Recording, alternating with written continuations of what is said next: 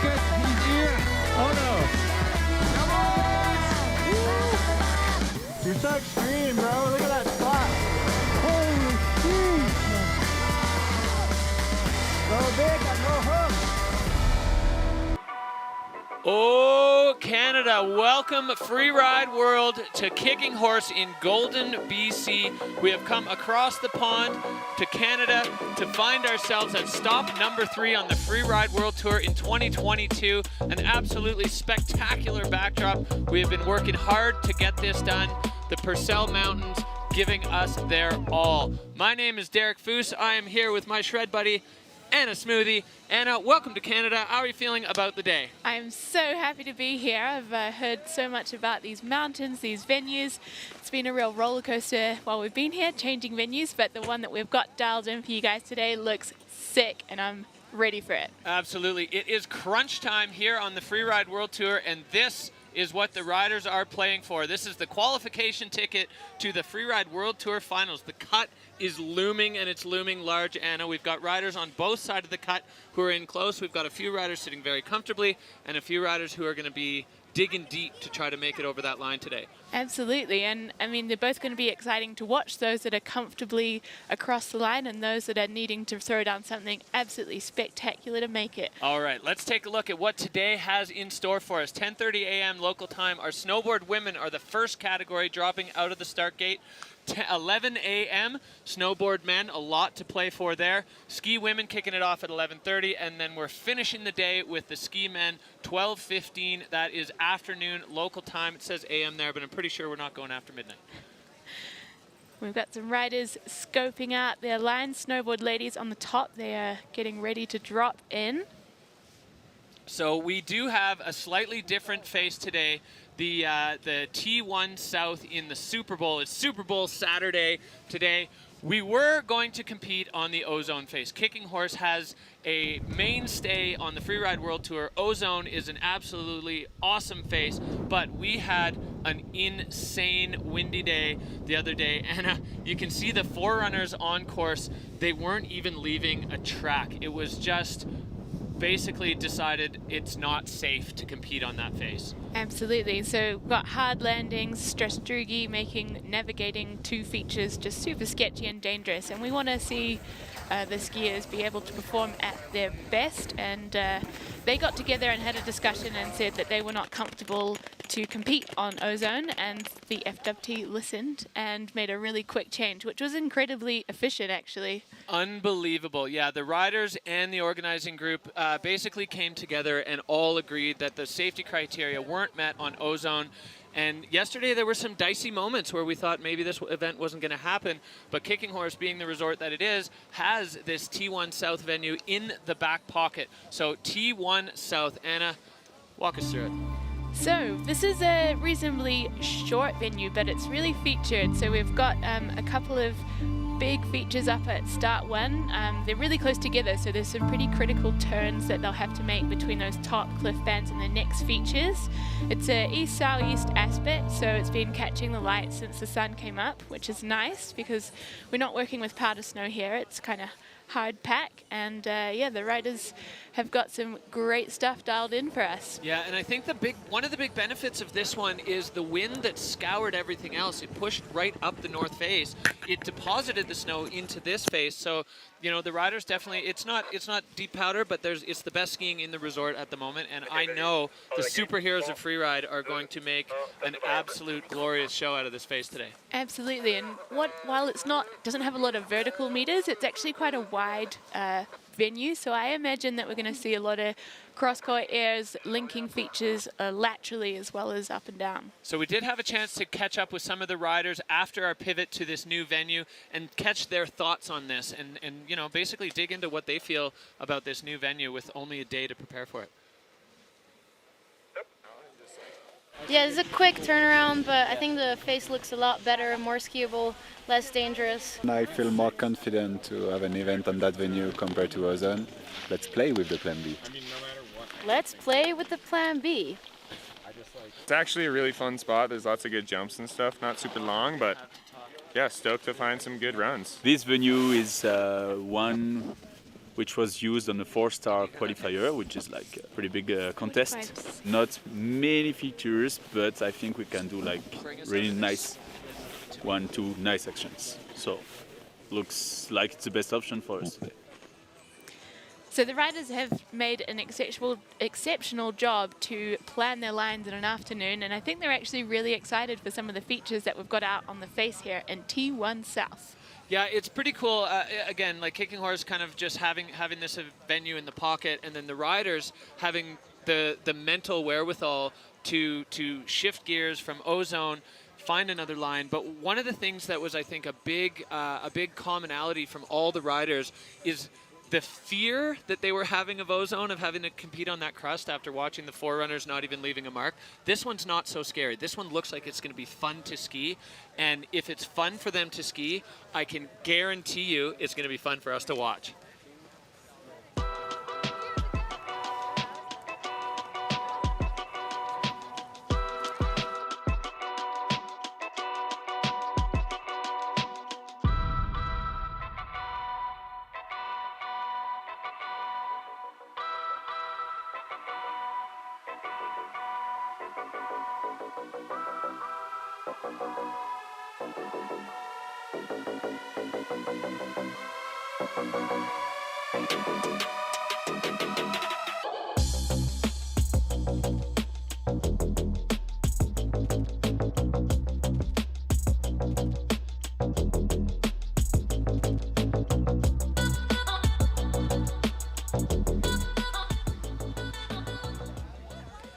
Yeah, it was very interesting yesterday listening to the riders all discussing their feelings about the venue and the snow conditions, and how they didn't feel like they wanted to have to go hard in those conditions. So great for the FWT to step up and listen, and they all felt the same way. So definitely, I think we've made a great decision, and incredible to be on this new face.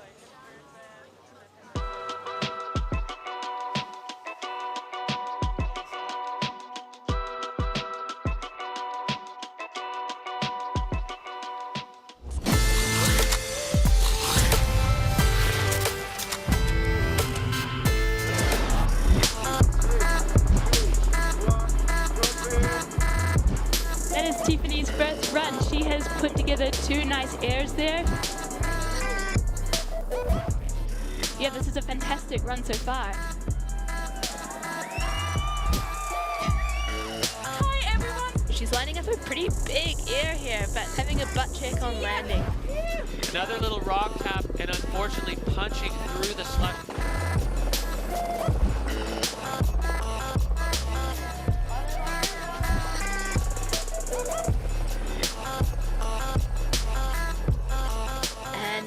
Taking it off the nose so clean. Oh yeah, Huge Tiffany air. Perrotin.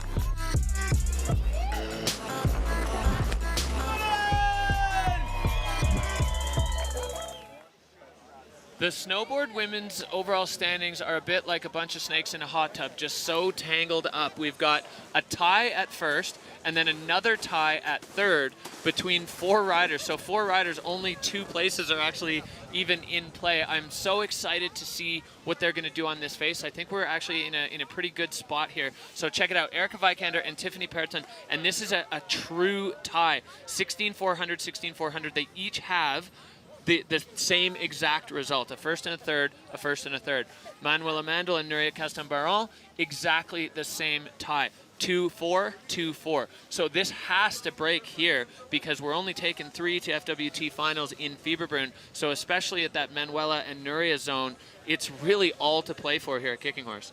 Absolutely, and at the bottom of the standings there, we've got Katie and Claire, who both need to win, and other people need to fall in order for them to qualify. So they're laying it all out on the line today, so it should be fun to see. Yeah, both of those 2 riders kind of in tough, and definitely looking for a big result here at Kicking Horse. It is home ground for Katie, and she's riding with a bit of a chip on her shoulder. You know, speaking to her last night, she's like, I haven't been able to do the runs I wanted to do yet. This year on the Freeride World Tour, she came in with basically an idea that she was going to be in a battle for the title. And so here's our start list for the day. We've got Tiffany Perrotin bringing us in as the first equal ranked rider, and we've got Manuela Mandl, ex-FWT champion, to finish off the snowboard women's category.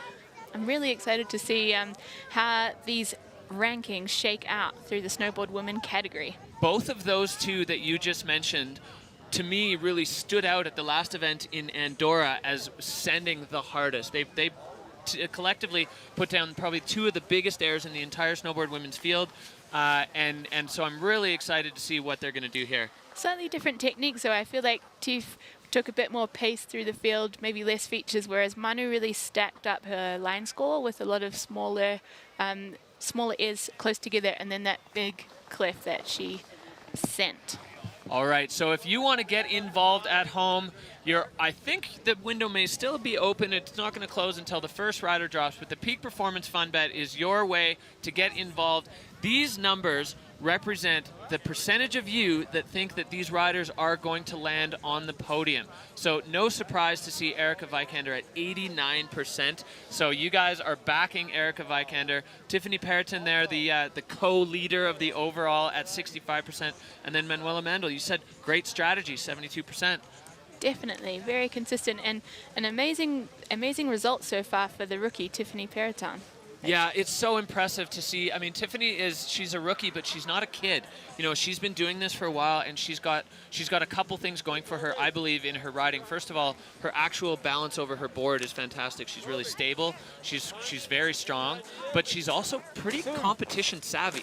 She's been competing on the qualifiers. She knows what the judges like to see, and she's able to deliver. So yeah, first and third, as in your first two outings as a rookie, solid start. Definitely. So I'm hoping that the snowboard women are stoked on the conditions today. I think as they dropped last in the last competition, that was some difficult snow for them to navigate, and I'm hoping that this snow is releasing a little bit with the sun on it, and they've got some great conditions to send it. Yeah, we've got cool temperatures here, but it's not cold, and we'll see if the sun actually affects the snow. The sun was on the face yesterday, and it didn't do much. I mean, we are still in early February in Canada, so the trajectory of the sun is not super high. So pretty optimistic that it's not going to change a ton throughout the day. One of the nice things, we heard this from our forerunner, one of our forerunners, Wei Tian Ho, that you can actually see almost the entire face from the top, which as a rider, what does that do to your psyche? It must feel great. Well, it's not particularly common. A lot of comp faces are totally blind from the top, so that's a huge advantage for the riders in terms of seeing if their features go, and also just settling their nerves and just getting that feeling of confidence when they see their comrades put down a sick run. Now, from a rider's perspective, you're up there. Are you watching the other riders to see if maybe they hit the feature that you were going to hit, or if going well, or are you just keeping your eyes completely off it, staying focused on your plan, and just let the cards fall where they fall? Well, each to their own. It's an individual sport, and I think a lot of people bring different strategies to it. But in my mind, if you can glean some advantage by seeing how the snow is performing, what the rest of the field are doing, you know, it's crunch time, and these riders need to bring home a result today. So I would be using all of the information available to me. Anything out there, you take it, you put it in your pocket, you put it in your notebook and use it. Yeah, I think that's probably wise. There's going to be some of them who are going to sit quietly off by themselves. There are going to be others who just talk the whole time, telling jokes, whatever it takes to kind of stay loose. But you can see Tiffany Perrotin going through her pre-comp routine. How important is that for the mindset to have that routine locked down? I think it's really key to get yourself into that flow state, to have some anchors or triggers that make you feel like you're going to do well and feel positive and be ready to send it. Yeah, positive vibes, good energy up there, getting ready to shred. And speaking of positive outcomes, I would like to give a massive shout out to the entire Freeride World Tour crew and the Kicking Horse crew for getting this done. We were on a different ridge in a different part of the resort yesterday. The broadcast equipment was destroyed, the tent was flattened, the face was unskiable, and here we are less than 24 hours later, ready to drop our first rider, Tiffany Perrotin, French rider, tied for first place in the overall, ready to kick things off. Kicking Horse Golden B.C, let's go. She is dropping in from start one and hitting through that traverse on our heel side edge, which is certainly a little more challenging. Yeah, one of the things that's definitely going to be tricky for the riders, this face has been open. Typically, a Freeride World Tour face is closed for 30 days before the event. This one, well, it was open because we weren't planning on using it. But Tiffany is now into the meat of things on her run. Lining up her first air with a solid landing and looking to lace the next feature. She might have just missed what she was going for there, but she's making her way through, taking another air into the Herb Garden. Yes, we've got some good names from the local Kicking Horse Ski Patrol for the features on this one. Yeah, Tiffany making her way down. Now you can see there's a bunch of ripples in the snow. A lot of these things are going to actually serve as wind lips and opportunities for the riders to get off the ground, as you just saw Tiffany on a bit of a backside air there. And taking another little nugget, but putting a butt down. She will not be happy with that. Looks like the snow could be a little hard there in the bottom of the venue. Maybe still hasn't had any effect from the sun. Yeah, I think we're going to see these riders, you know, one of their big challenges is going to be controlling the speed. You saw that with Tiffany. She landed, and then the acceleration is instant because it stays steep right through the bottom, and then it's quite firm. And that's kind of a double recipe for high-speed riding.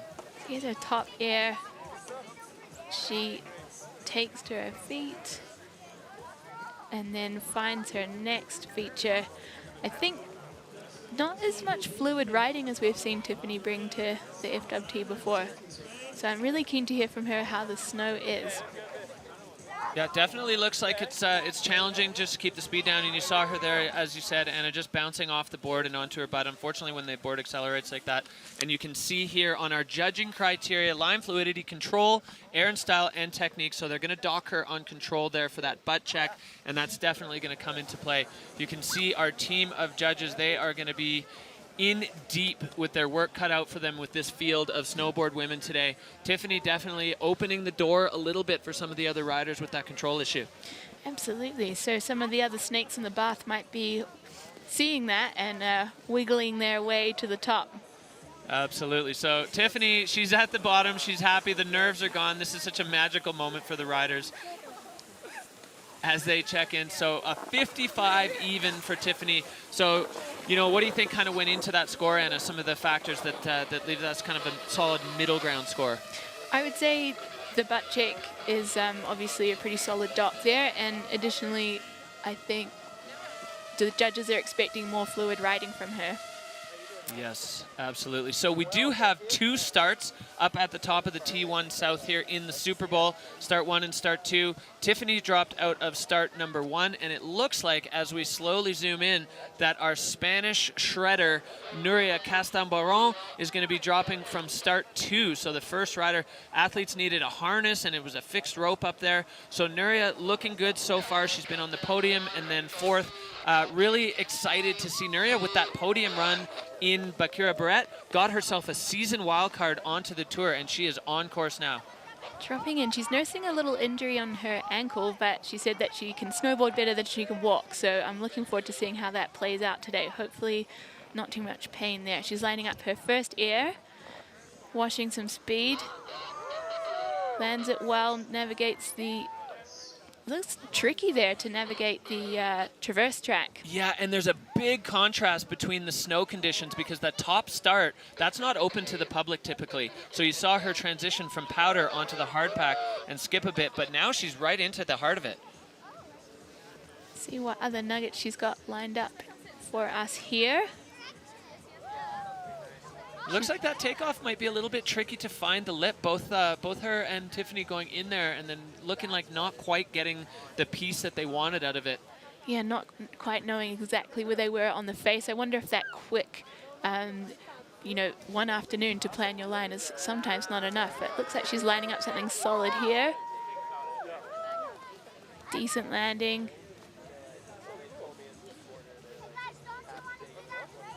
Núria finding her feet there, ticking her way down through the herb garden. You can see definitely not a ton of snow moving, so definitely tricky conditions, but there's solid frontside air there for Núria. So this is starting to look pretty good, and we'll see if the control issue on that bigger feature or ride out from the bigger feature at the top is going to affect her. But so far, so good, and looking like she's going to maybe try to find one more thing over here at the bottom. We've got some Kicking Horse locals here cheering on the gang. Always good to bring the good vibes and get the riders stoked to throw down.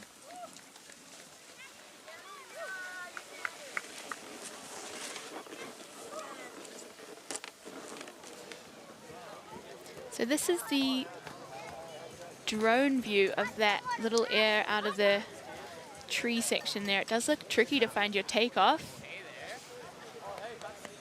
Nice and solid on that one. Good to see Núria planting, especially as you said, she injured her ankle on her first day here, having a big crash out free riding, and so she was kind of uncertain. Watching her walk around was definitely looking like a struggle. So I'm really happy to see Núria able to kind of manage that.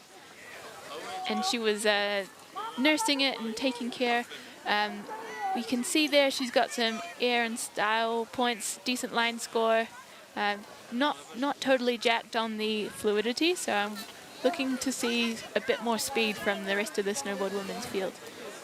Yeah, and I think that score reflects that perfectly. And a 61.67, so a solid score, and definitely a step above what we saw from Tiffany, especially with her control issue. But that number tells me that the judges are looking for a little bit more from the remaining women up top. A little bit more speed, a little bit more send. But obviously, you got to ride to the conditions. That's kind of rule number one of freeride.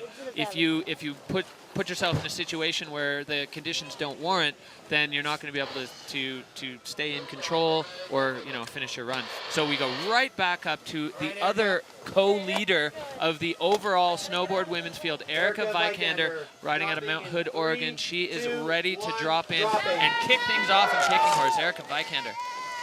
Dropping in. Good day to be a goofy rider to navigate this very bumpy hard-packed traverse. They've only got one edge coming through this hard-packed snow, which is tricky, but she's just making quick work of it. No massive airs yet, but bringing a bit more pace than we've seen from snowboard women so far. Yeah, early exit from that traverse, and you could really see the difference being on her toe side edge versus Tiffany on the heel side. So as you said, a good day to be goofy. Yeah, indeed. So Erika just popping off a little nugget there, looking to find some bigger airs over on the looker's left. I reckon she's lining up that big donger there. Yeah, carving into a toe side, getting off. Solid air, great landing. And just really linking together some nice turns through the herb garden. Another air there. Yeah, this is a strong-looking run for Erika Vikander. There's another one. Even those moguls can provide an opportunity to get off the ground. Air and style is a category. The more times you get off the ground, even if it's off the bumps, especially at the bottom when you've run out of features, the judges are going to take notice of that. They know what they're looking at, and they know what they're looking for. And Erika Vikander getting a big cheer from the crowd. So I feel like we just stepped it up there a little bit, both on pace and on line. Erika Vikander coming in, and once she is through that finish arch, we're going to call her safe. I don't like to call a run complete until they are through because the Heartbreak Hotel there on the flats can definitely take it out of you. I like that early exit off the traverse, Anna. Yeah, just a little surf turn in the sun there. And just making quick work of that hard, bumpy snow at the top of the venue. And let's see some of her airs. Yeah, you can see on the judging criteria their line score looking a little lower. I think maybe the other riders taking a little bit more air. But Erika definitely, pumping up the fluidity and the control. And I think the control might be one of the hardest ones to come by today, given how tricky it is to snowboard in these snow conditions. Yeah, one edge on hard-packed bumps on a snowboard, that's a tall order. But she made great work of it. I really like that run from Erika Vikander. Yeah, solid work. We'll see what the score does. No control issues, so that's definitely a little bit different than what we saw from both Tiffany and Núria. Each of them having small to medium-sized issues. Erika Vikander with a 68.33, so she moves into the hot seat. And the judges definitely still kind of speaking on what they want to see. Erika rode well on kind of maybe a slightly mellower line, but maybe that's the strategy today given the snow conditions. I mean, you're probably better off than to go nuking off something and then end up putting yourself into Tomahawk Town. Absolutely. The tough conditions in the last event meant that we saw quite a few control issues, so I think the snowboard women really want to get a run to their feet today. Now here, this next rider, as we zoom back up into start one, Katie Anderson. She's from Fernie, right here in Canada. This is her second season on the tour. She's ranked 5th at the moment.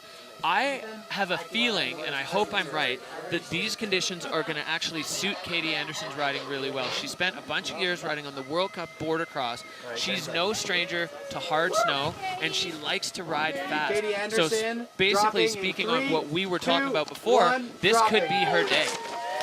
I hope so for Katie. She's got to bring home a result to make the cut here, so the pressure is really on. She's dropping in from start 1, making her way through that bumpy traverse track and trying to find her entry point.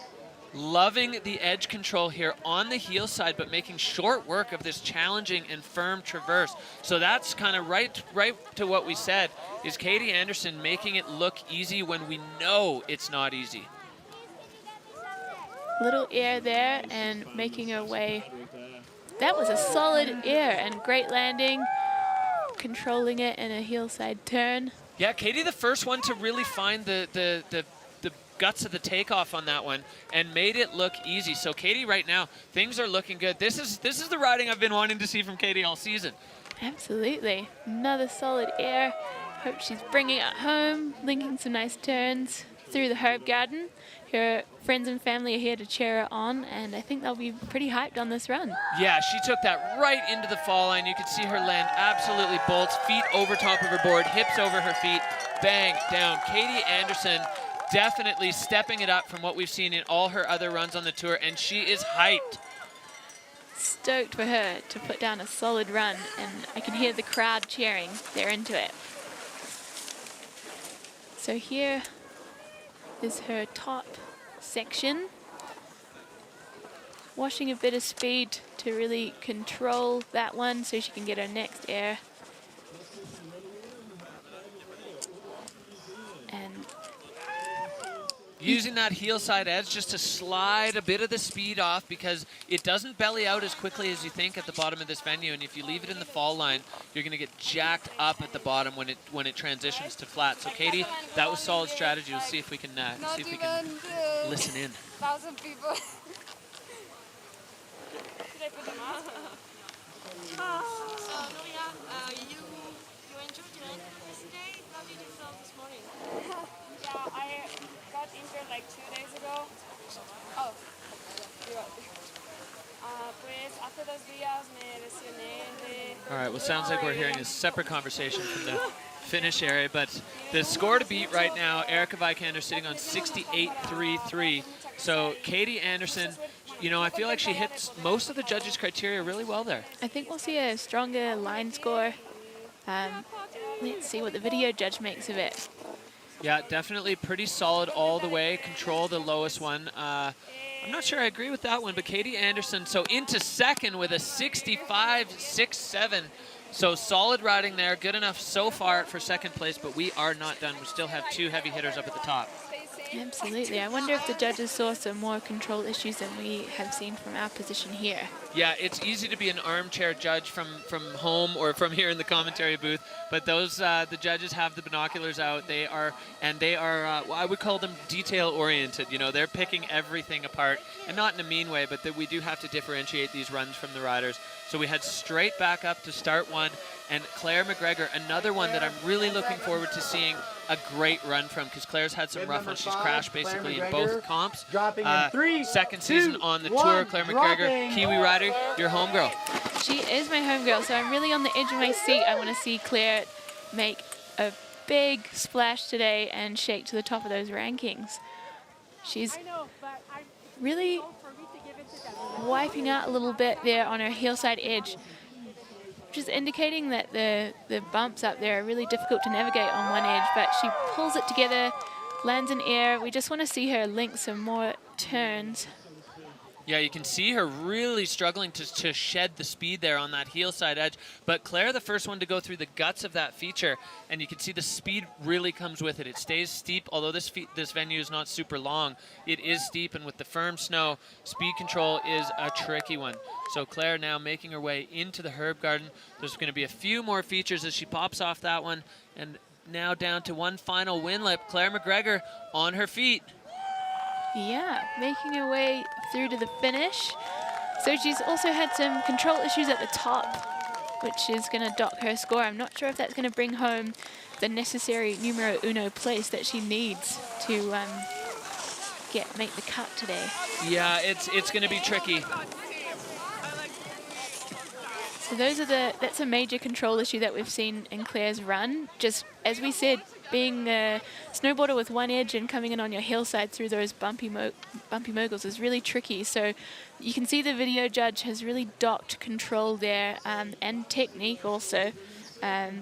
A decent line choice, but just difficult execution in these conditions today. Yeah, and those control and technique criteria go hand in hand. If your technique is good, you'll likely be in control. But if you lose the technique for a second, and I think watching Claire do that gives me even more respect for the way Katie rode through there on her heel side, both regular foot riders.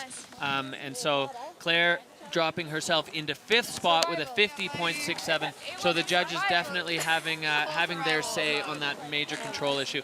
And that is tough. It's got to be so hard to rally through there on that edge.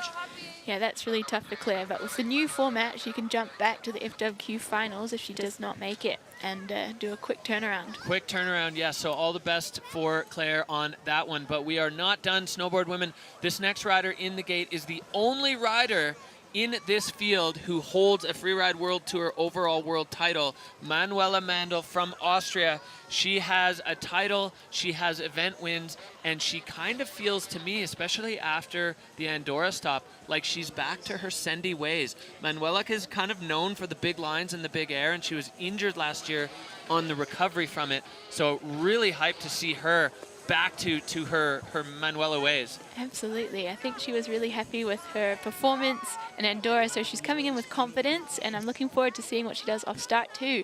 A solid air, easily controls herself as she passes over that traverse track. That was a nice start from Manuela Mandl. That was fantastic, and the transition from powder to skied snow, absolutely no issue for Manuela there. Such a strong rider.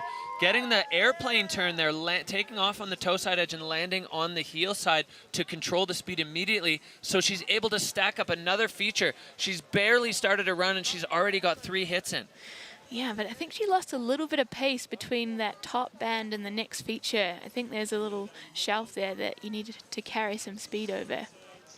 Yeah, again, it's that balance today, the game of, do you go a little slower and stay in control, or do you let the dogs off the leash and then end up out of control or sliding on your butt? So far, a little bit of a hand down there from Manuela, but stacking up features on this run so far. So as you said, pace down, but she's using that slowing down to get more and more and more and just tick the boxes on more features. This is the most airs we've seen anybody hit so far in the snowboard women. And I think that's just so typical of Manu's riding, or her line planning, sorry. She stacks the features like no one else. Little poppers, big cliffs, she pops them all in there and really boosts her air and style score. Oh, she almost stopped my heart there going past an old piece of avalanche debris at absolutely mock chicken. So Manuela, she's hands on her head. Hard to tell what that means, if she's really happy with it or just happy to be down. Yeah, Manu, sick. So solid air there. A little less pace than some of the riders that we've seen, but definitely the most airs that we've seen today. So the judges have got to see what they prioritize there. The control issue was that hand down on the front side edge. Wonder if they'll be docking that a little. Yeah, maybe so a little bit. Control still looks really solid from the video judge. He's liking what he sees. Solid technique. Yeah, and loving the line score. Line score highest of all the boxes so far. So I feel like Manuela is in with a chance on that one. And now she's just going to anxiously wait to hear what the judges have to say.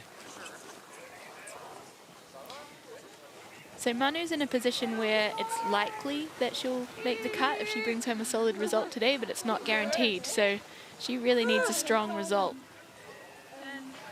And more sun and more fun. Sun in the fun, or fun in the sun.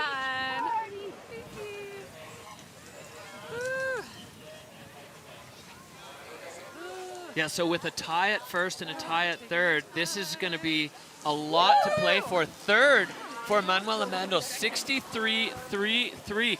So that does wrap up our snowboard women's category, and you can see Erika kind of looking around like, does that mean what I think it means? Well, I'd say it does. I think Erika Vikander just won the Kicking Horse stop of the Freeride World Tour. Congrats to Erika with some really flowy riding and beautiful turns through some really tricky snow. Here is our result. She is at the top there with Katie Anderson in second and Manuela Mandl in third. So I can't wait until the math wizards behind the scenes shake this out for us on the standings. But Erika is definitely going to be the sole holder of that golden bib now, as she's got 2 firsts and a third. Katie Anderson, she's second. Is it going to be enough? She was way down in the standings. I'm not sure if it will be, because Núria and Manuela were tied just below. But wow, great to see Katie Anderson back in the mix. This is what we've been wanting to see for the whole time. And I feel like even if she doesn't make the cut with this result, she's going to go into those qualifier events feeling a bit more confident, because now she is a second place, a silver medalist. Erika, congratulations on that amazing run. How was the snow there? It looked really bumpy up the top and hard pack. Oh yeah, that is an understatement. That's putting it very nicely. It was extremely rough. Didn't love the way I snowboarded, but I'm happy to put a run down and psyched to be heading to finals. So Erika, it looked to us like being a goofy foot at the top was maybe a little bit of an advantage, going through that rut, the traverse rut on your toe side edge. Do you feel like that was maybe easier than for the riders that had to go on the heel side? Oh, for sure, and it's definitely one of the only times that being a goofy-footed rider plays to my advantage, because most of the time I'm on my heels, but it's all about having fun. In the sun, and you certainly did. Thanks for putting on a great show for us today, Erika. Woo, thank you. Unreal. So Erika Vikander stoked with another win. That's 2 wins this year out of 3 starts. So Erika Vikander doing everything she needed to do there, and the rest of the field obviously trying to keep up. But today was Erika's day, and as she said, challenging conditions out there. So here we go. We have our standings. It's all shaken up, and our 3 people who are going to Fieberbrunn, to Verbier, and to the Freeride World Tour next year: Erika Vikander, Tiffany Perrotin, and Manuela Mandl. So Núria Cast unable to hold on to Manuela there, and just sliding in below the cut. Katie Anderson, not enough with even in that second place today, and then Claire McGregor. So there you have it. What a shakeup in the snowboard women's field. Incredible action here at Kicking Horse Mountain Resort for the Freeride World Tour.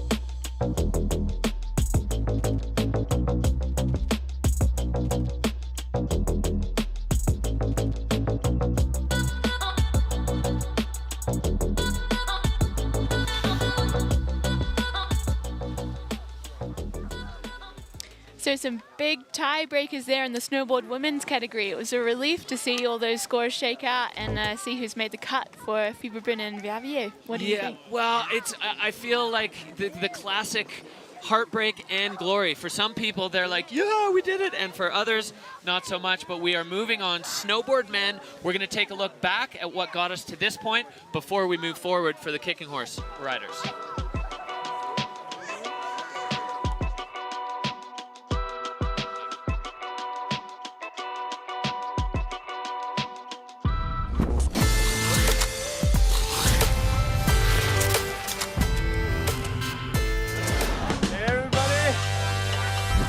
Let's go!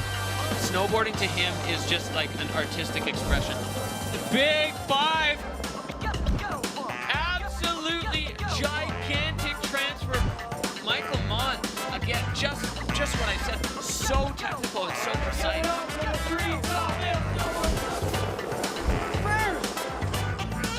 The backflip signature and on his feet. Camille Armand definitely putting a stamp on this run. And another big backflip. Look at this, just so stylish, Anna. Victor De La Rue skipping out now, flying across here. Big back three with the grab, stomp clean, so Blake Moller back to his ways. And a big backy, so smooth, and he's riding out with pace.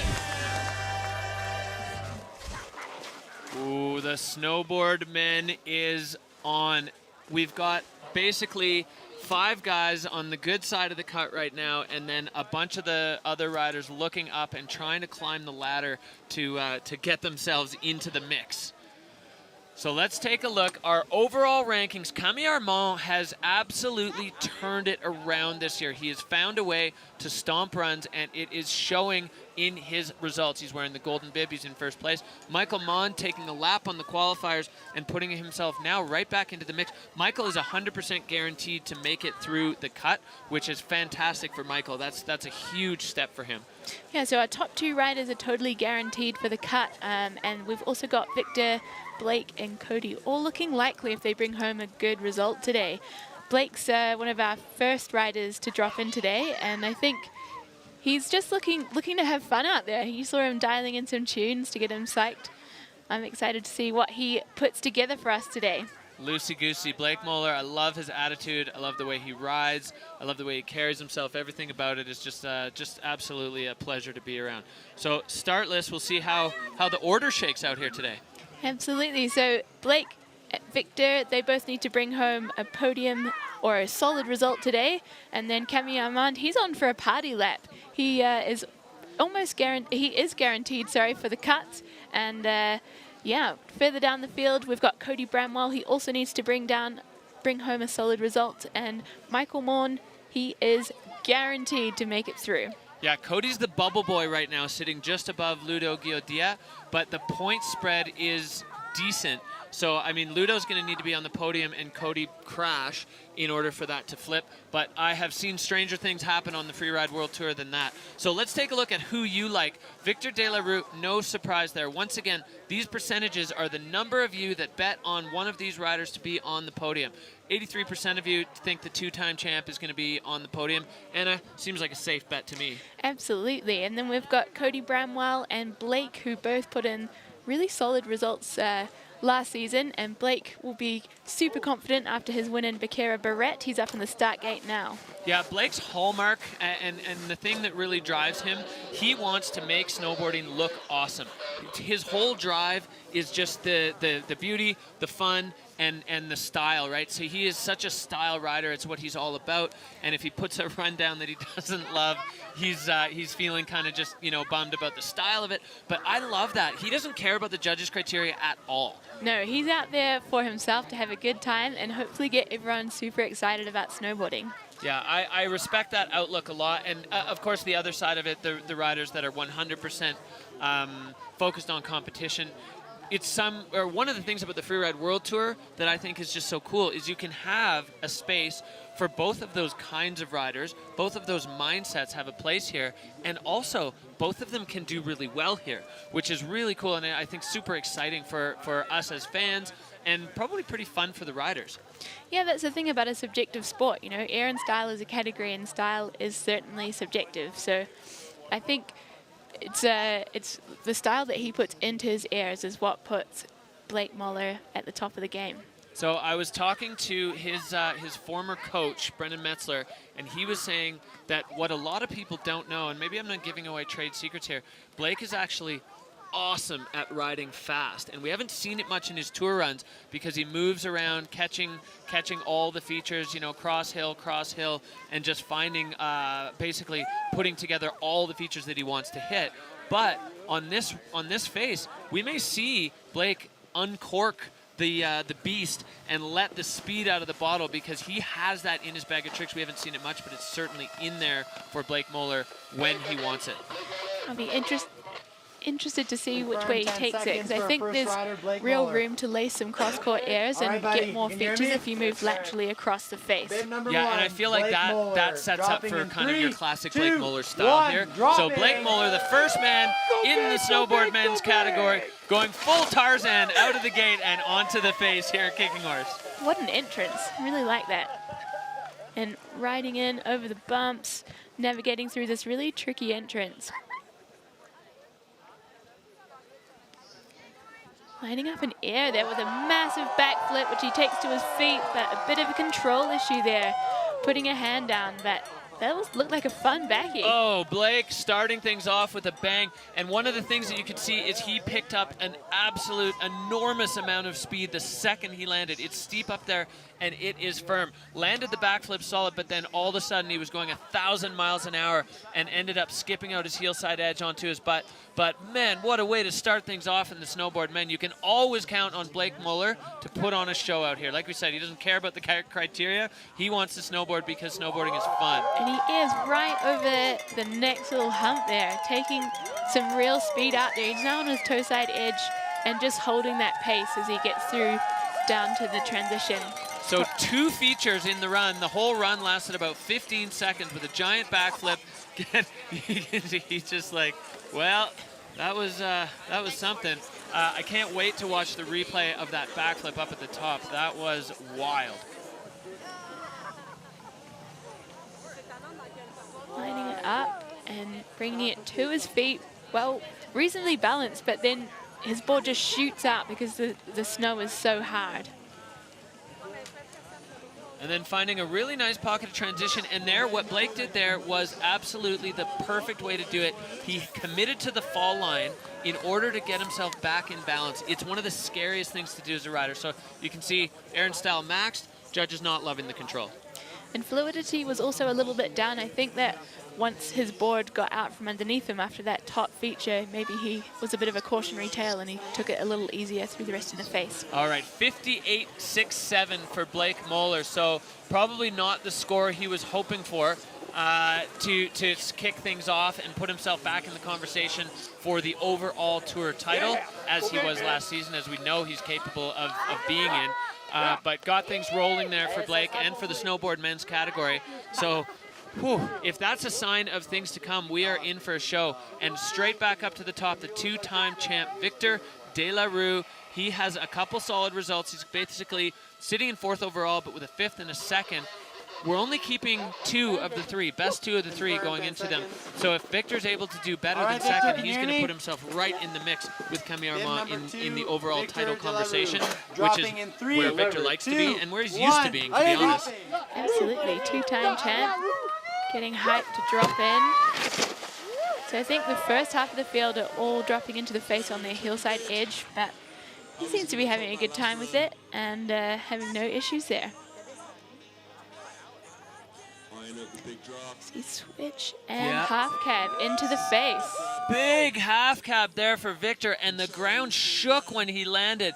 That was an absolute monumental stomp, and he's already got another air after that. So Victor De La Rue definitely looking to put a stamp on things here. And bringing a bit more pace through the field. Sweep 3 there. Front side 360, and now Victor just letting off the brakes and unable to hold on as his board bounces out from under him, flipping around there to wow. So Victor, I mean, he looked like he was on that sort of victory lap straight line in the bottom, and the speed was just too much, and you could see his board just bounce out from under him. That's a heartbreaker there for Victor De La Rue. As we said with the snowboard women, it's just one edge on those really hard bumpy conditions is tough. Really tough, especially with the speed. Let's take a look at this upper section.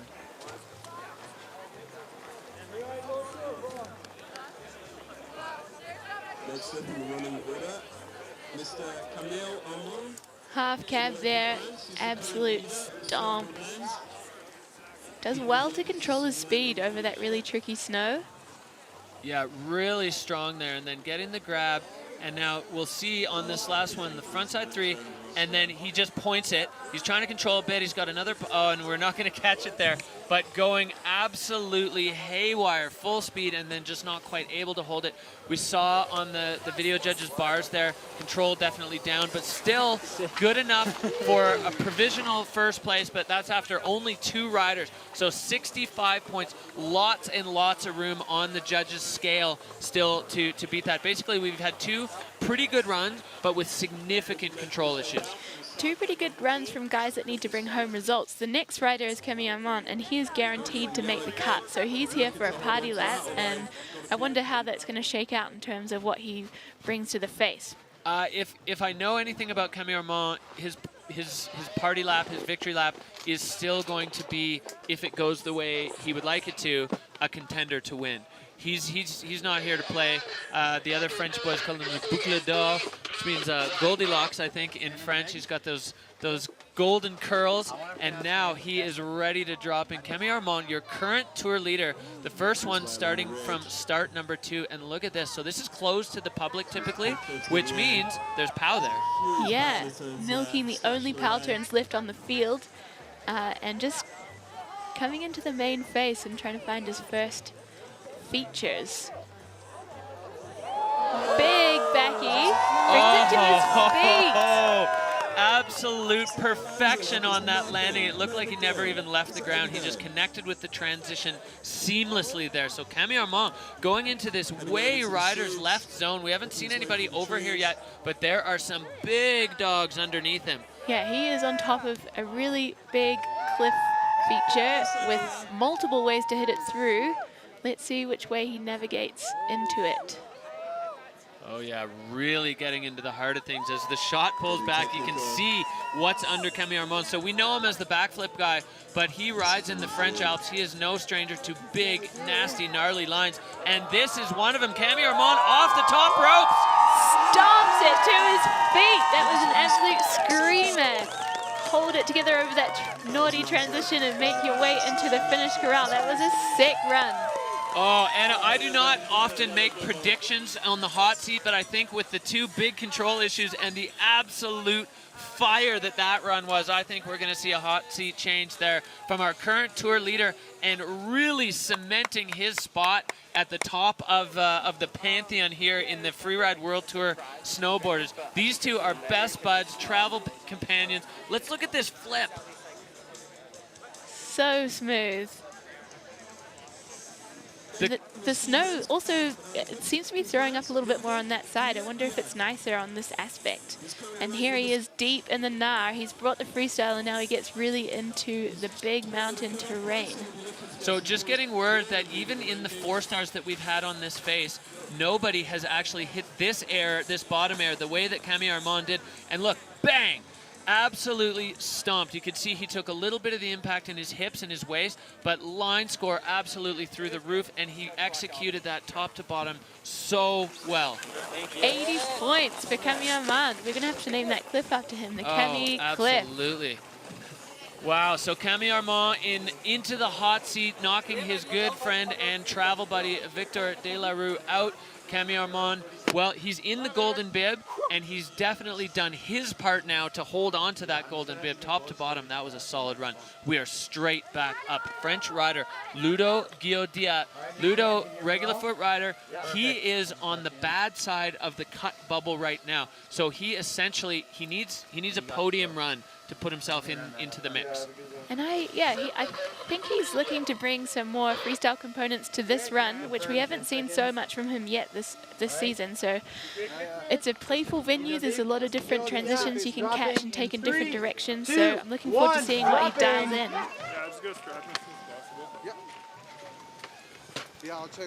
Heading in a different direction to the rest of the field. The first person to get over into this cliff band so far. Yeah, it's got that sort of layer cake texture to it with rock, snow, rock, snow, rock, snow. Off the diving board there, and Ludo nice and solid, just controlling his speed before this big cliff underneath him.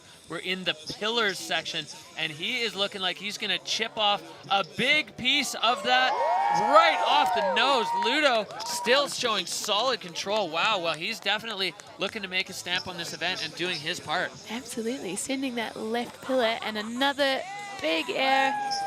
Riding out hillside edge. very comfortably. Just linking the features as he comes sideways across the hill, and now just carrying some speed down into the finish corral. Well, this is looking good for Ludo. You can see he's got quite a signature style in the way he carries his arms on the face while he's riding. Big toe side carve into the finish, safe and sound in the bottom. So another great run from the snowboard men. Ludo doing his bit. Is it going to be enough to knock Camille Armand off the top? Well, only the judges are going to know. But really liking the way he attacks into that steep section. Bang, stomped, and now controlling the speed as he needed to. And then this one right off the nose. And look at this landing, Anna, so solid. Really solid big airs and big stomps in this run. I was absolutely wrong about the freestyle component, so Camille's got that over Ludo at this point. So the judges really loving the line, control, air and style, fluidity. Actually, it's all pretty jacked. It's pretty high, yeah. solid. It only looks lower relative to the other ones. But so the judges now got their work cut out for them, because that was definitely a rowdy run. He had a lot of elements and two big airs in there on a totally different side of the face. You were bang on this one, Anna. This face, it's so wide, it's really vast. So we're going to see riders having good runs in all kinds of different areas, which really, makes it tricky for the judges. Yeah, they are probably scratching their heads right now, trying to find the right numbers to put together in the right order.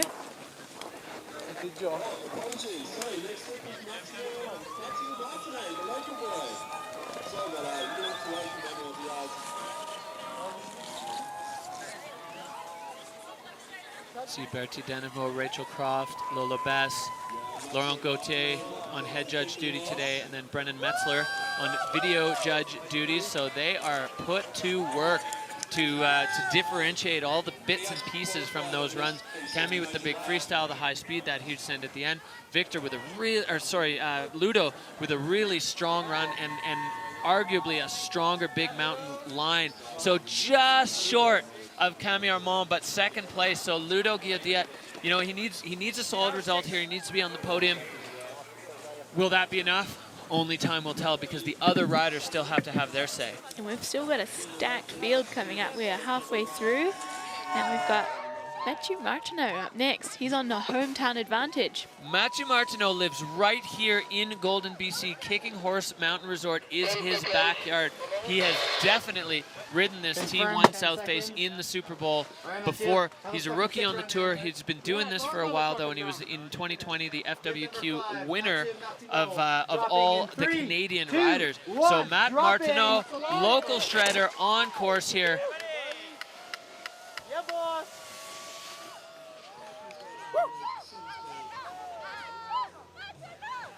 Lining up his first air. Oh, and just catching something in the landing and having a full-on face plant. Oh, the toe side edge in that rut or that old track, and it was just an absolute dead stop for his board there. The crowd are loving it, though. I think he's got a bunch of fans here, and they are here to cheer him on. A big chunk off, is that the right pillar there? Oh, yeah, and you need to go a little bit further than that. I mean, it is flat and not just a little bit. And Mathieu Martineau struggling to hold that one. I feel like that was probably a pretty heavy landing. Hopefully he didn't knee himself in the face.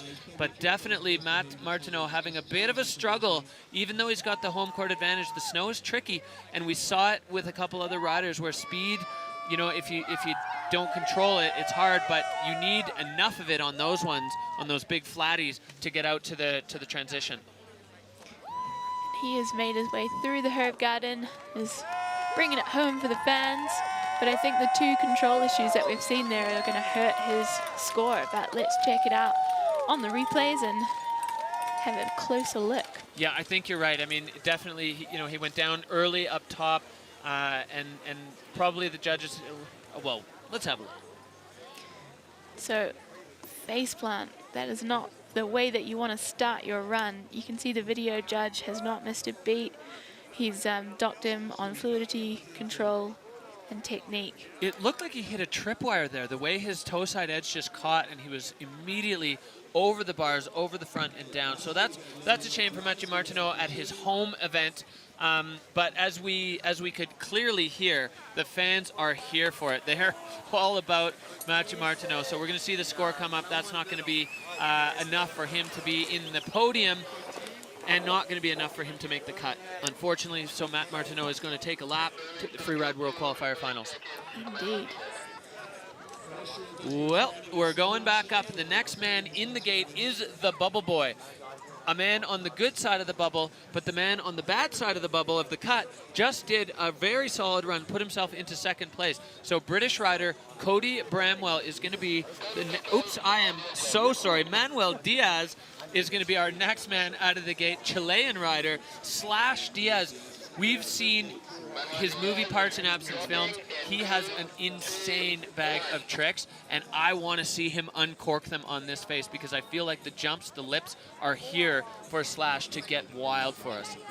He's dropping in from start 2, getting in that pow and lining up a really solid top air, which you've got to control, which he has successfully done to get over that traverse track.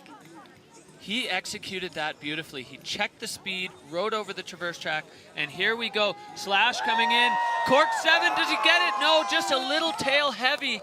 Well, Slash Diaz, this is what we've been waiting for from Manuel Diaz. He is such a great rider, and his tricks are insane.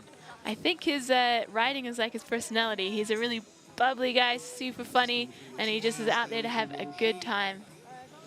Yeah, and just chuck the coolest tricks that he knows how, always putting on a show. He's just such a pleasure to be around. The energy coming off this guy is infectious. You can't help in a conversation with him. You just end up grinning because he's so stoked and just having a great time here on the Freeride World Tour as he crosses the line into the finish corral. Well, it wasn't a clean run, but it was fun to watch.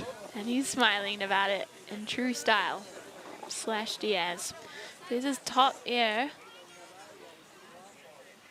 Lands really balanced over his board and navigates the traverse track. So backside, Cork 7 comes around and just the tail flexes out from under his board. He was actually pretty close to landing that.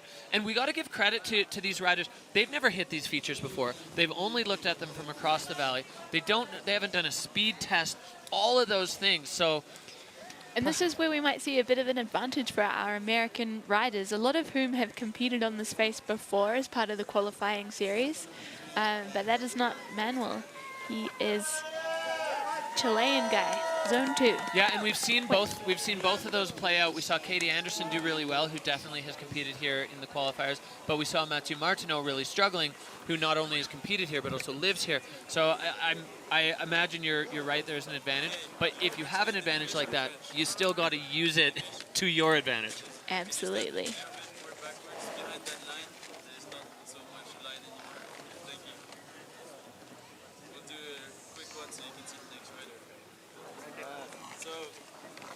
How did you feel this morning? How was the pressure of the cut and everything, and how was your run? I didn't feel the pressure of the cut at all. It's like I'm just here to ride and have fun. Since I'm competing with small best as well. I'm not trying to make the cut on the first year. Didn't want to go in the more exposed line. Yeah, from the guy who's doing the interviews. We want the audio from the hot seat and the guy waiting for the school. Thank you so much. Well, more nervous moments here as the judges decide what they're going to do with Slash's run. Obviously a significant control issue, but loving the send at the top. His control at the top was incredible. And then going for it with the huge trick. So far good enough for third, which is impressive given that things didn't work out, exactly the way he was probably looking for. But a solid run and a pretty good result now. All right, well, we kick right back up to the top. Cody Bramwell. I introduced him before when it wasn't him. British rider, Cody Bramwell. He is sitting just on the good side of the cut, above Ludovic Guillot-Diat. He has a new mindset. He brought it out last year. He is only going for wins. He's putting down highlight reel moments in every run, and Cody Bramwell is on course, and I am on the edge of my seat. Yeah, he had a little issue at the top of his run with the gear, but it looks like he's all dialed in today. buckled up and ready to send. It looks like he's teeing the same one that Blake did. Big lofty backside 3. Now, can he control the speed on the heel side edge? Oh, he looks like he is in absolute control. What a way to get Cody Bramwell's run started here. Just making his way through the herb garden, trying to find another hit there. Sweet grab, looking fast and fluid. Now hold it together. This is where things came apart for Victor. Oh, look at that. The board control for Cody Bramwell as he just sheds the speed. Now that was fast and furious, but I'm gonna say the line score probably a little weak. He had that big 3 at the top and then basically a win lip, and that was kind of it. So is that gonna be enough for Cody? It's that backside 3, which is just a thing of beauty. He rides out of it amazingly. Line score down, as you say, but control way up. I think he has made the best use of this hard pack, and look at this line. It's just straight down the middle of the face. The line tracker, absolutely dead fall line. He went across, got that big 360, and then pretty much just opened up the throttle top to bottom. So that's another one that's going to be really interesting to see the way the judges interpret how that run matches their judging criteria, because there was less features for sure, but incredible fluidity. He rode so fast, and his control was through the roof.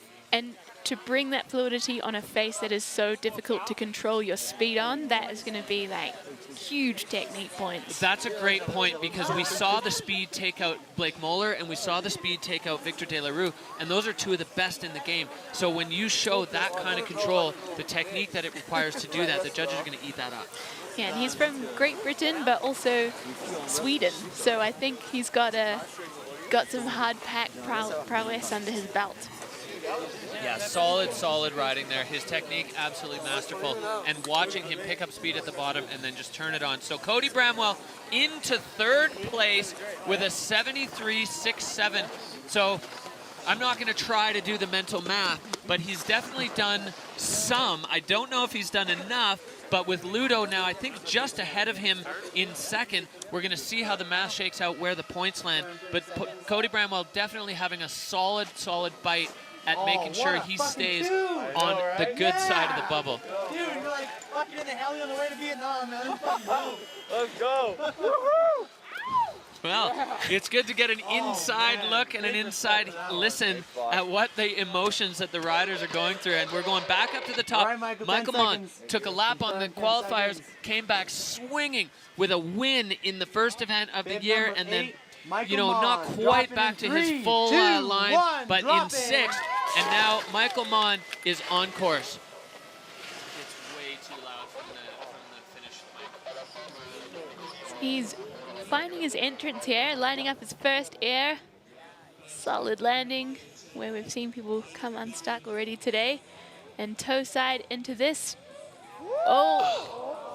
Michael Mawn over the bars, so there are a few spots where the snow is a little bit crusty. We heard Lola, oh, method. Yes, I just that is my absolute favorite trick on a snowboard. We heard Lola Best telling the riders that there was some facety, sugary snow if you land too close to the cliff, to the bases of the cliffs, and Michael Mawn just showing that. Okay, well, Michael Mawn recovering from his front flip with a couple of solid tricks there. Yeah, beautiful backside 3, and he is cruising into the corral. But that's a tall order. Lotho was saying with the punchy snow close to the features, you kind of have to go big to get a good landing, but then if you go too big, you got to control your speed on this crazy hard pack. So yeah, it's a delicate balance, and Michael's definitely finding. Now this was that riding up top, oh, and you can see, yeah, the board sinks, and then once the nose of the board sinks, you're done. There's nothing you can do. Big method there, and then the 360 down below. So trying to recover as much as he can on those points. But yeah, that was clean. Michael Mawn, kind of known for his board handling skills and his ability to ride in the gnar. So we'll see what the judges have to say, but fluidity control and technique all in the red for Michael Mawn. So I don't know if that's going to be enough for him to push himself up into one of those high finishes that he likes to find himself in. And air and style also down a bit because landings are a part of air and style, so he would have been docked a little bit on those. but it was a really entertaining run to watch. I was on the edge of my seat.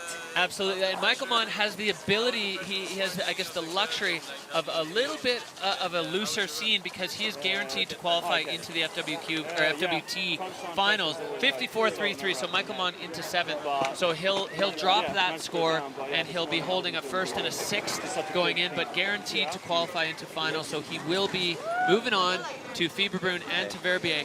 But who else will be? Well, the mathematicians behind the scenes are going to work that out. And wow, snowboard men putting on a show for us, Anna. Yeah, Camille Armand with that incredible run combining freestyle and getting deep into that big mountain terrain at the top of the podium with 80 points. Yeah, and then Ludovic Guillot-Diat doing what he needed to do. He was on the bad side of the cut, finishing in 2nd, a silver medal. Is it going to be enough? It's going to be tricky because Cody Bramwell right behind him. We're going to check in at the finish area with Camille Armand. Camille, congrats on an absolute steamer of a run. How was it getting into that bottom cliff zone? That looked really tricky. It was the tricky zone, steep, and the cliff was big and the landing is pretty flat. Have you done a few extra squats to make sure you've got those landings on lock? Yeah, and the top part, I did the backy, but a sketchy one, because I put the backy and doing the hair, it's like, oh, fuck, I'm short, so I'm okay. I'm happy with the result. I'm happy, very happy for Ludo. And let's see for the ski men and ski women. Yeah, we're ready for the rest of the show. Camille Armand, congratulations on winning and grabbing a stranglehold on the snowboard men overall, moving into the FWT finals, looking good at the top of the rankings. Thank you, Camille. Yep. Wow, what a show from the snowboard men. So here we go. What happened there? Camille Armand, like I said, with a stranglehold on 18,000 points. Blake Moller, Michael Mawn. Ludo Guillot-Diat moving up. And look at this, Anna. Victor De La Rue falling to the bad side of the cut and not moving on by barely 800 points. Unbelievable turn of events here at Kicking Horse in the snowboard men. It is so tight there on the bubble, and it's pretty astounding to see Victor De La Rue, who's such an accomplished and experienced rider, slip on the shy side of the cut. But and our current world champion. Yeah. Incredible. So Cody Bramwell, we were a little bit worried if he was going to make it. Cody makes it, but Victor De La Rue on the bad side of the cut. Unbelievable turn of events here at Kicking Horse.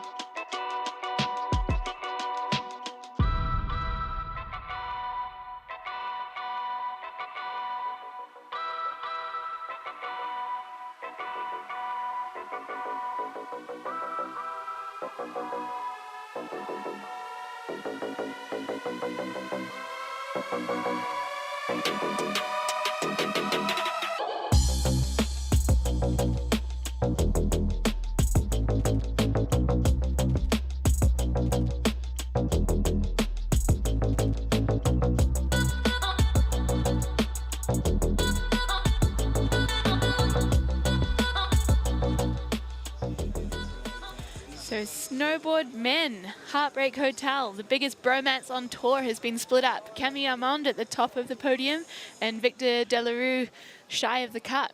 The heartbreak and the glory, you know, it is incredible that you can have such mixed emotions all on the same day. Camille Armand just really coming into his own here on the Freeride World Tour, and our current world champion on the bad side of the cut. We're gonna move forward now with ski women, our next category to go, and this one is gonna be fireworks.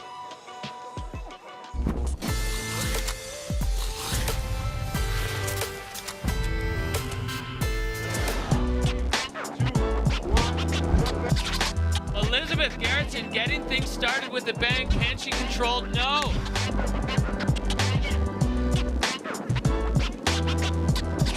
Really smooth, calculated, smart skiing there from Hedvig Wessel. It was just perfectly executed, and she's so hyped. I love the enthusiasm from Olivia McNeil. I have the expectation that we're going to see the exact same thing today. You can see skis tap, tap, tap, and then she gets kicked way forward. Hedvig Wessel right off the end of that one too. Wow! Massive air, stomped clean. Big shifty, stomped clean for the young American riders. No messing around for Elisabeth Gerritzen, top to bottom, packed with features, super stylish, and really exciting run to watch. Cross-court air, beautiful skiing. Coming into this bottom feature, just sending it off the end. I am stoked for her. Look at that big smile.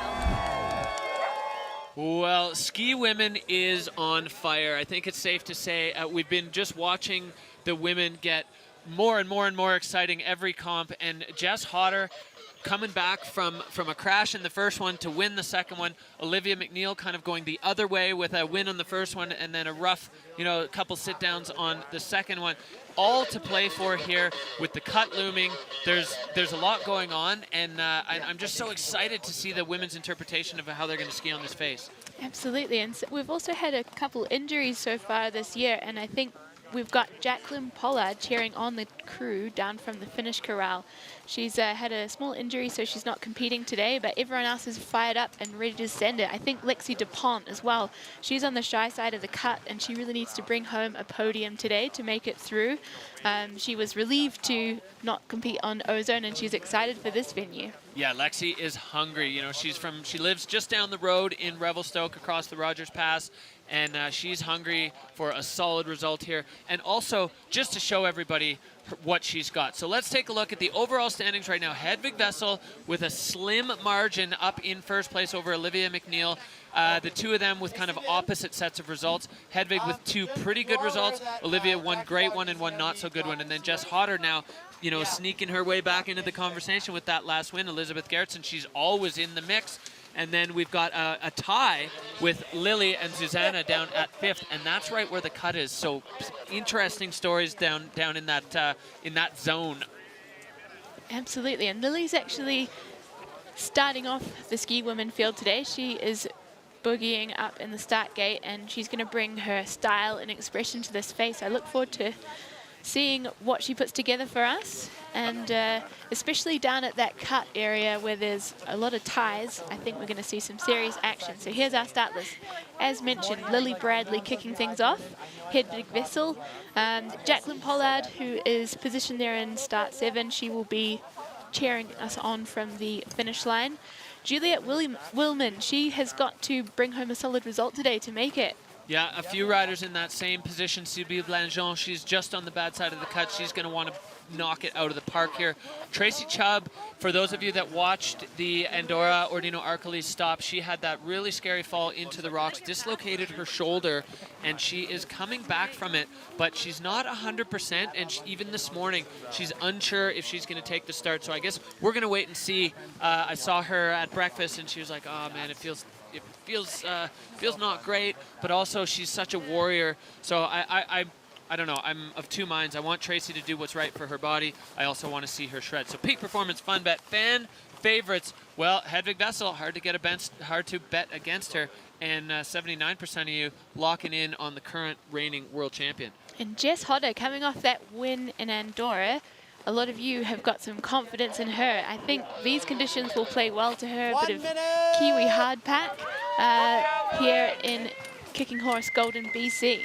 Yeah, I think you're absolutely right, and I think Hedvig Wessel has almost that same advantage, kind of growing up skiing in Scandinavia. The Scandies and the Kiwis are essentially known for finding transition because they never have powder. A lot of the Canadians really happy to land flat because often it's into way steep snow. So we'll see if that advantage or theoretical advantage plays out in the skiing on the runs. But before either of those riders drop, we're going to see the young American rider Lily Bradley just chock full of energy. Like you said, boogieing in the start gate. She's just got that infectious energy. I'm just trying to catch what track she's singing to us.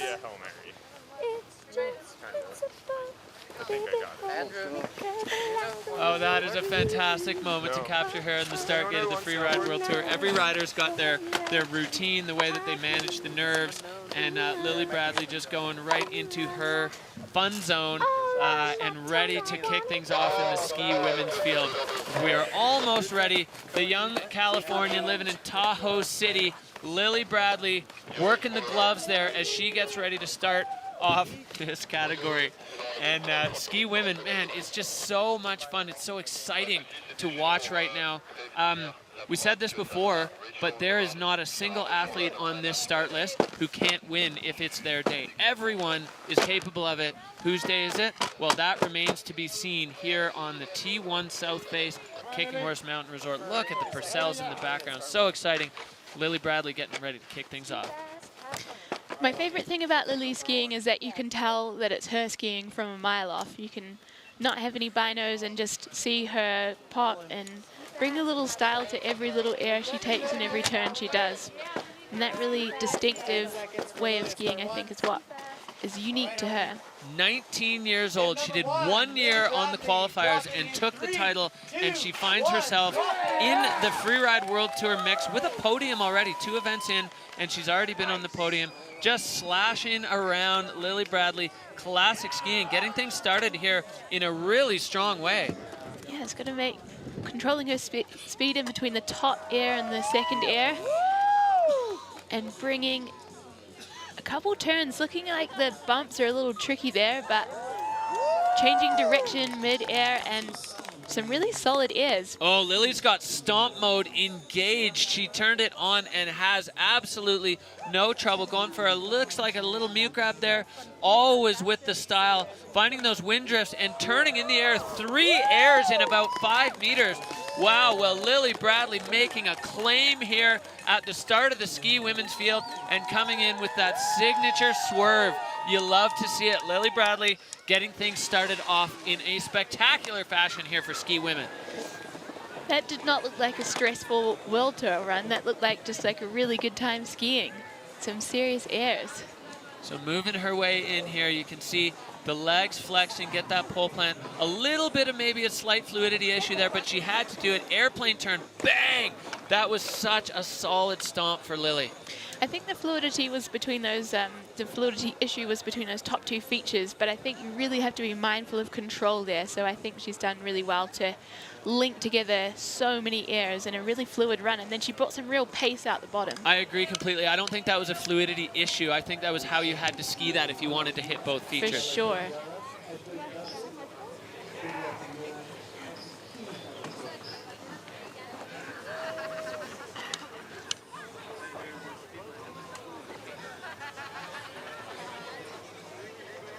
Well, Lily Bradley starting the day off with an 80.67. It's not too often that you see scores in the 80s on the very first run of any category. But Lily Bradley, it's hard to really put fault to that run. Everything she did was clean. You know, like you said, she had pace at the bottom, she had style in the air, and everything was absolutely executed flawlessly. What a great way to start this category. Check out the close-up of the challenging snow conditions that the riders are just lacing their way through. Yeah, as we see this wide-angle shot of the current leader in the ski women's field, Hedvig Wessel. She is wearing the golden bib. Hedvig, so far this year, has not had a chance to do what has become kind of her hallmark, which is a massive backflip somewhere on the face. Does she have one today? Well, only time will tell. Hedvig has been working on her skiing. The ski technique that she's bringing to the game now is looking really strong. Now she heads across here and getting things started on her run.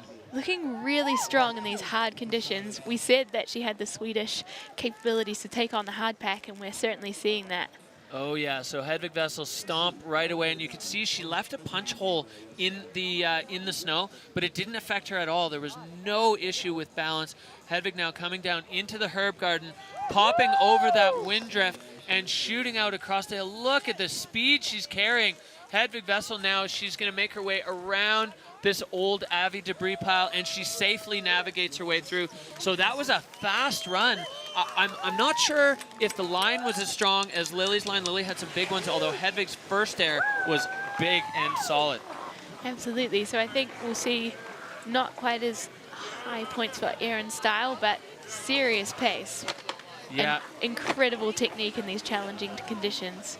You can see. Absolutely. I bang on what you said, Anna. Erin style a little bit down, fluidity, control up, technique up, those things. I mean, they're categories, right? So you have to hit them. And you could see there on that slow-mo the way that her legs are out from under her body and she's just totally balanced over the downhill ski. The judges love that stuff. So line score probably going to be a little bit lower, as we saw the video judge agreeing with us. And now in the judges' hands for our current tour leader, Hedvig Wessel. 67 points for Hedvig, so you can see she's kind of nodding. That's going to be good enough for second, but a significant gap between the score line there of Lily Bradley and Hedvig Wessel. So Hedvig is one of a few riders in the ski women's field, well, one of two to be specific, who is guaranteed to be moving on to Fieberbrunn. She has a 100% chance of making the cut, so this could have been a smart strategy for her. She didn't need to risk a lot. She doesn't need to risk injury going into the finals. Solid run there for Hedvig, but not the fireworks that we've come to sometimes expect from our current tour leader. Well, we head right back up. Zuzanna Witych, she's Polish. She lives in Switzerland, in Vercorin, and right now she is 5th overall. She's looking good for the cut, but she needs a solid result here to keep herself in the mix. I've been really impressed with the way Zuza's been skiing this year. Last year she was a rookie, and she had some rookie nerve mistakes, but this year she's been solid top to bottom and start to finish. Yeah, expecting big things from her today, because as you said, she needs to bring home a podium to make it across the FWT cut into the finals. She's looking a little caught up through the tricky snow at the top there, but trying to keep some composure as she moves to her first features. Cross-court air, heavy head landing. That looks like a pretty flat landing as she comes into the pillars. Lining up the rider's left one, getting a little bit inside there, but holding on to it. You could see her ski just kind of buck up the hill. So Zuzanna Witych and Lily Bradley coming into this event were tied at the bottom or near the cut. They're getting a little bit of style, high safety grab up on in front of the binding. So Zuza, yeah, tied with Lily before this event. So she does need to be, or well, she would like to be ahead of Lily, but right now Lily with that 80-point run, Zuza's got her work cut out for her. Absolutely. Lily stacked so many features in there, and I'm not sure this is going to challenge that, but it's really well navigated through some really tricky conditions. She slams a race turn into the finish corral. Yeah, and the kicking horse crowd getting behind her as she comes through the finish. This would be a signature, I would say, of Zuzanna Witych, always with a gigantic smile on her face after her runs. Definitely bringing the good vibes. Let's check out her navigation into the pillars there. She takes a little bit of a control issue through the bottom of that turn. Yeah, a little bit inside and on the tails, and if you're back and inside on your skis, it is really hard to control your speed, and you could see her skis kind of bend as she got flipped. Now she managed it. She didn't go down, but it was definitely, as you said, it was an issue, and it was more than nothing. Control not docked too much by the video judge, but fluidity a little bit down as compared to our first two riders. Yeah, so I think well, the judges are going to have their say. You can see she kind of knows that wasn't the exact plan that she wanted to do. I don't think that's going to challenge Lily Bradley right now for the hot seat. Obviously, we're going to wait and see, and it's not in our hands. Armchair freeride judging here in the commentary booth. But sometimes a shrug and a shake of the head says it all, and I think Zuza's not happy with that run that she's put together for us today.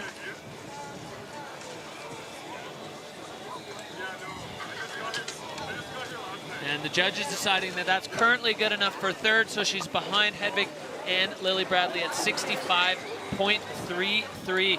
So Zuzanna Witych, she's off Lily Bradley, holding off another challenger, and another, I'd say, fairly heavy-hitting challenger in the hot seat, although, going back to what we said before, there's no one on this start list that you can be comfortable with at the top when you're sitting where Lily Bradley is sitting right now.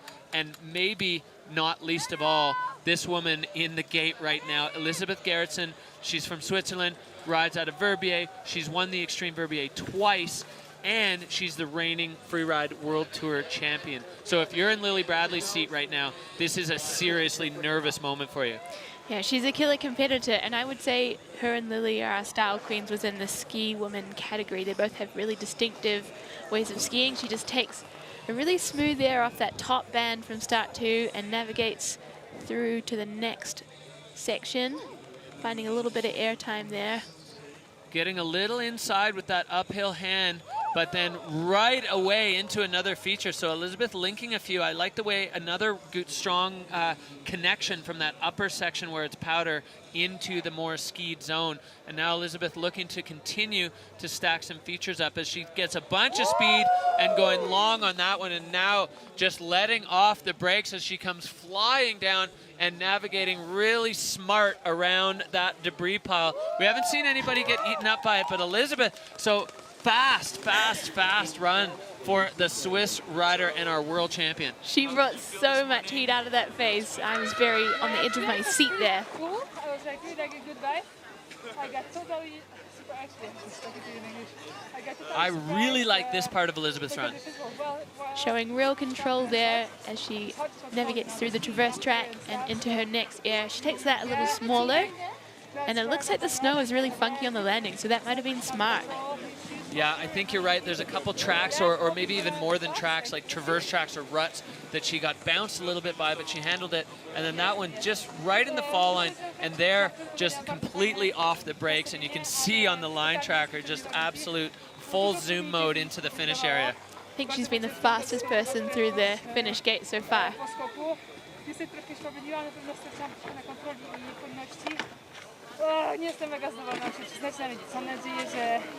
To wystarczy do przejścia.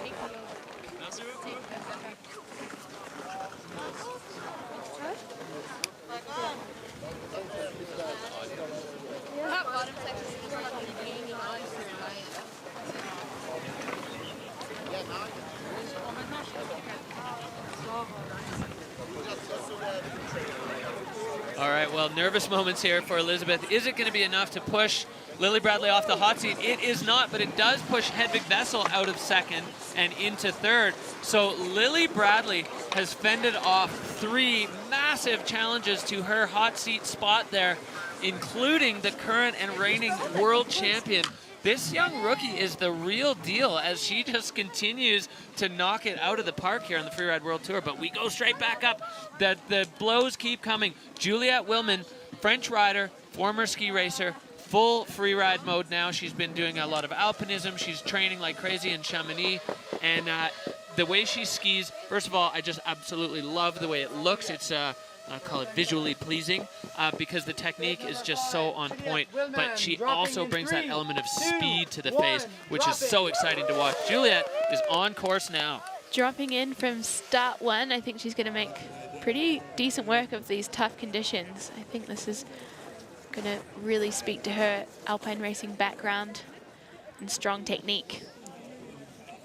Yes, heading over into this big diving board up high and taking a big bite off the nose, getting sat down, but she's straight back up. She's been doing her squats there. That is a big air to a very, very firm landing. And Juliette handling it, now coming cross-court at pace. Let's see what other airs she can line up for us. She's got a lot to contest with today, but that one is solid, and she is screaming through the face. Yeah, and her speed under control, and she's going to get another feature here right off the end with that signature style, often pulling the feet up as she takes off, which allows her to hit the takeoffs going so much faster than if you have to check up your speed and pop. So Juliette making short work of that face, a pretty significant sit down on that big flat air at the top, but the rest of it just looked really, really strong. Yeah, let's see what the judges make of that control issue, but other than that, I think that was some great airs. So a back slap and one ski goes quite far up. The video judge is certainly docking her there on control, but some pretty solid air and style and technique for those beautiful turns that we see through the hard pack. Yeah, no trouble controlling her speed. And interesting on that last one, or sorry, on that first one, it looked like only maybe one of her feet punched through the snow, which is a really awkward position to find yourself in balance-wise. Maybe you only get half the dock for the back slap, though. It was only a 1 foot lack of control. Yeah, we'll see what the judges say. I'm not sure if that's a thing. So 5th there for Juliette Willman. 60.67. So that's an interesting one for Juliet because, as you said, kind of looking for a podium to get onto the good side of the cut. And with being in 5th place, but still 5 more riders to go, that's going to be tricky for her to get on the good side of the cut. But man, the blows just keep on coming. The highlight reels keep on coming. We go back to the top to young Canadian rider out of the Whistler Freeride Club, Olivia McNeil, braids up. We heard her talking about it on the podcast. It's a distraction for her. She doesn't get nervous because she's just screwing around with her hair. And then she says it brings joy to little kids, and that makes her happy. So Olivia McNeil, she's got a win and an 8th so far on the tour. And she's another one, just her and Hedvig, guaranteed into the finals. So we'll see what that means. Is she going to take a similar strategy to Hedvig where she knows she doesn't need to go full throttle here, or what? I suspect not. She's deep in the gnar there, and she's well accustomed to be competing on tracked out venues from her time on the qualifiers and the juniors here in North America. So I think she's going to go full send. Oh, lining up a big dog there and then getting onto that right foot and moving over to line into her next feature. So as you said, in the really, really steep and difficult part of the upper section of the face, and then a big air, now lining up this little bowling ball, taking it cross court, finding a nice transition there, and Olivia just flying across. Lacing together a bunch of smaller features at the bottom of her run and just smashing away through the herb garden. Yeah, and now coming with some serious pace towards the finish. But it's funny, I watched them come flying in like that, and I'm like, whoa. But they're all totally fine. I think you got to remember who these riders actually are and what they're capable of. Just flying down into a bumpy transition for them is like a walk in the park for a regular human. So solid run for Olivia McNeil there. Very technical at the top, a big air. You know, a couple medium-sized airs in the middle. We'll see what the judges make of it. I like that one. Yeah, and she was through a little bit more exposure than Lily had in her line, so it could be in contention. Yeah, as you said, that one is right above that big dog, the leftmost pillar. And then this one, she just took right off the nose all the way down. You see her disappear. When you think she's going to land, she still has another 3 meters to fall in the air. And taking this one cross court into the transition. Love the way she connected with the landing there, and then showing enough control to line up this one again and make it past and above that tree. Tell you what, if you get that line wrong, you're going to smell like pine needles for the rest of the day. Indeed. But she's smelling pretty fresh right now with that run, I would say. Look at the line score. Judges loving it. So is it going to contend with Lily? I don't know. It was very different. It was the exact hallmark of what you said we were going to see, Anna, on this face, is the breadth of this run, the breadth of this face has so many different options. And to me, it's the sign of a well-selected venue when you can have first place and second place skiing totally different lines. I love that about this face right now. Well, the judges, they liked it, but they didn't love it. So a 77 even. Lily holding off another huge challenge. Lily Bradley, man, she's getting comfy in the hot seat today. Yeah, that's a solid result for Olivia, but Lily Bradley, the rookie, up there at the top. And we have got another 4 riders to come through. Yeah, so Lily is certainly not feeling safe just yet, as 4 more riders in the start, all of them well within their abilities to knock Lily off that top of that hot seat. So this is a young woman who would really like to do that. This is not Jacqueline Pollard. The graphic, Jacqueline is sitting out today. This is Sybille Blangeon, Swiss rider out of Verbier. Sybille now on course and looking to knock one out of the park. Absolutely, so she needs to bring home a solid podium result today.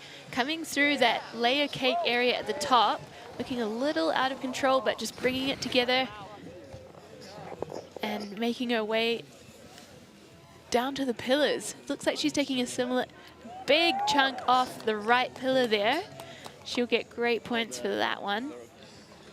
Yeah, so Sybille now into the lower section. She's going to catch this one. A little bit of a speed check off and then getting uphill. Is she going to try to catch this next feature? No, back the other direction. So a little bucky at the top for Sybille, but then making up for it and a great grab there. So adding those air and style points, just throwing some spices in the stew at the end of her run. A little bit of seasoning on that one. So we'll see what the judges make of the slight control issue at the top, but that was a really great line that she took. And some beautiful skiing. pressure and feel nervous. I didn't sleep very well. I slept like 2 hours. So Sybille getting into this and then popping off, and you can see the ski's kind of going in different directions. She got back and inside, but did not let it go, not going down. A little bit of a control issue there, and unfortunately for her, the judges saw it as they see everything. They did. So that might have hurt her score a little bit for bringing home that podium, but we'll keep our fingers and toes crossed for Sybille as we wait for her score. Yeah, I don't think it's going to bother Lily Bradley in the hot seat. I don't think with a control issue when Lily was pretty much letter perfect top to bottom, had so much style and skied a really challenging line.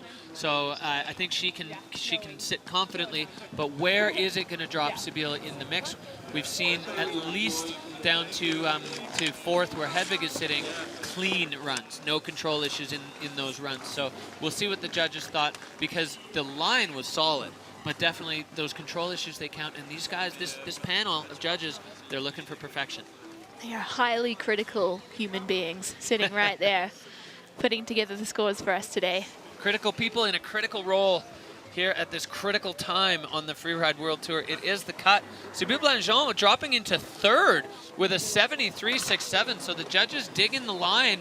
And definitely, yeah, another big one fended off from Lily Bradley, but third place there. So obviously the judges not too worried about that little bit of a control issue, as she managed it. Well, we head back up again, and we were wondering if she was going to go. She is a warrior. Tracy Chubb with a very recently dislocated shoulder and a massive hematoma on her hip from her fall in Ordino Arcolis, but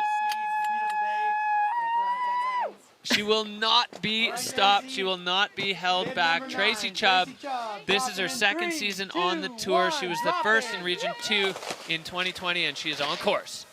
An absolutely stoic skier. I commend her for getting amongst these hard pack conditions today, and I wish her well on her journey. She's making her way from start one, gently through those hard pack bumps, and cruising over the side of the goalpost there. And taking some big turns through the middle of the face, lining up a little something for us here. So I think what we're seeing here is Tracy being smart. She's making good decisions. She knows she's nursing an injury. She wants to put a run down and not take a did not start, get herself a few points towards the overall, and see if she can get up on the good side of the cut. But she's not risking too much. The thing I think Anna, that Tracy doesn't want to do right now, really doesn't want to do, is to fall. Absolutely. I think her mum is watching, and she doesn't want to scare her mum. Don't scare your mum, young freeriders. That's the first rule. It's not really, but that was a beautiful run from a very strong skier, Tracy Chubb. Yeah, and good decision making there for Tracy. She knew she was going to be able to do that, a run like that, kind of in her sleep. And she's going to put some points on the board towards qualification for the Freeride World Tour Finals. Is it going to be enough? Only the judges will know. Lily Bradley and Tracy traveled up here together from Montana. They've been travel buddies. Lily helping Tracy out big time with her luggage on the way home from Europe. So it's great, Tracy kind of taking the young rookie under her wing, and now it's Lily's time to shine today. Indeed.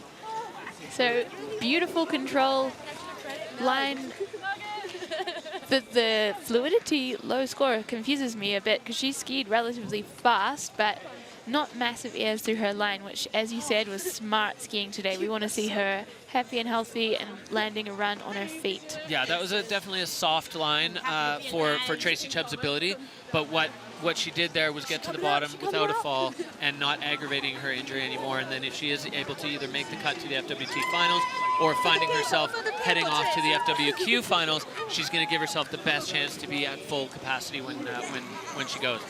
Getting some seriously good vibes from the Finnish corral there. Oh, these two are the good vibe queens. So 7th there for Tracy Chubb with a 62.33, and you can see her reaction. That was kind of exactly what she was expecting, and she's good with it. And we're good with Tracy Chubb, intact, whole, and all smiles in the finish line. Love to see it. The Freeride World Tour family is it's tight. It's a tight-knit group, and you could see it on display in full effect right there. Well, we keep moving through the ski women's field, and another heavy hitter, Lexi Dupont. She came to us as a film skier. She's done a ton of movies, Warren Miller, TGR. She's been all over the world. She competed quite a few years ago, and she said it's been a bit of a mental trip being back in the freeride competition start gate. But Lexi now has got some fire, and she wants to put a rundown that will shake the world. I think she's really been enjoying her time on the Freeride World Tour. She's been embracing it, been treading with the other riders, and generally broing down. She's lining up her first air there, takes it to her feet, and is just redirecting herself onto her next feature.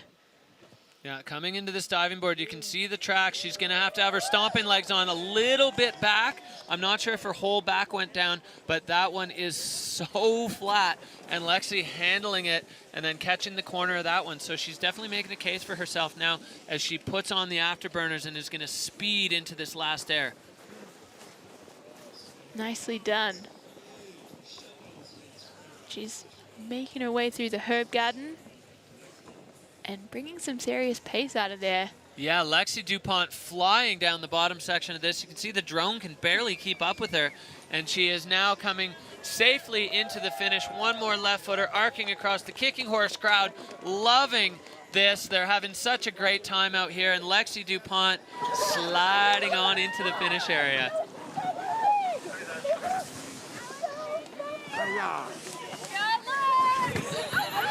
Lily and Lexi hanging there for a sec. Let's take a look at how this run went. That diving board to flat, and yeah, a bit of a back slap sit down there, but she brought it back with those legs of steel. Really beautiful skiing through the bumpy, tricky terrain. Taking some pace through that one, no hesitation. Yeah, and you can see some of those landings starting to have, I wouldn't call them bomb holes, but they're like chop marks where it's a little bit uneven. And definitely things are getting more and more challenging as we make our way through the categories. So Hedvig and Lexi have become absolute BFFs on the tour. They just have such a great connection together. They've been traveling together, hanging out. Hedvig was staying at Lexi's house in Revelstoke before this event, so it's great to see Hedvig come out. And anxious moments as we wait for the scores to come down for Lexi Dupont. Absolutely. Hedvig is guaranteed of making it into the FWT finals, whereas Lexi today needs to bring home a podium to make it up there. Yeah, and the three women that are sitting in podium spots right now, Lily Bradley, Olivia McNeil, and Sybille Blangeon, first of all of them are essentially rookies. I mean, Olivia not quite because she was on last year, but three very young riders, three of the youngest riders that we have on the tour, sitting 1, 2, 3 right now. Is Lexi going to be able to knock one or more of those women off the podium to give herself a shot at making it into the FWT finals? I'm not sure, but only the judges know, and they have their criteria. They're sitting with their notebooks, crunching the numbers, and seeing. Hashtag take Lexi to Austria.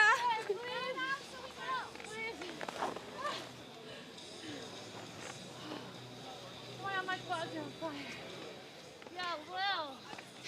Queen in the chair, girl. I'll let you take me over any day, Lexi. All right. This game's for me. And here we go. 5th place for Lexi Dupont with a 68.33. So not the podium that she was hoping for. Big hugs between Hedvig and Lexi. As we said, those two have just become best buds. And I don't think they knew each other before the tour, which is one of the coolest parts of this. You can come and find your soulmate, your shred buddy on the tour, somebody you didn't know before, but the second you meet them, you're like, well, this is it. This person, this is my person. Okay, well, she finished first last time, and she's dropping last this time. Jessica Hodder, she's got the beat, she's got the vibe, and you know she's going to bring the fire. Kiwi rider, winner on the last stop, Jess Hodder on course.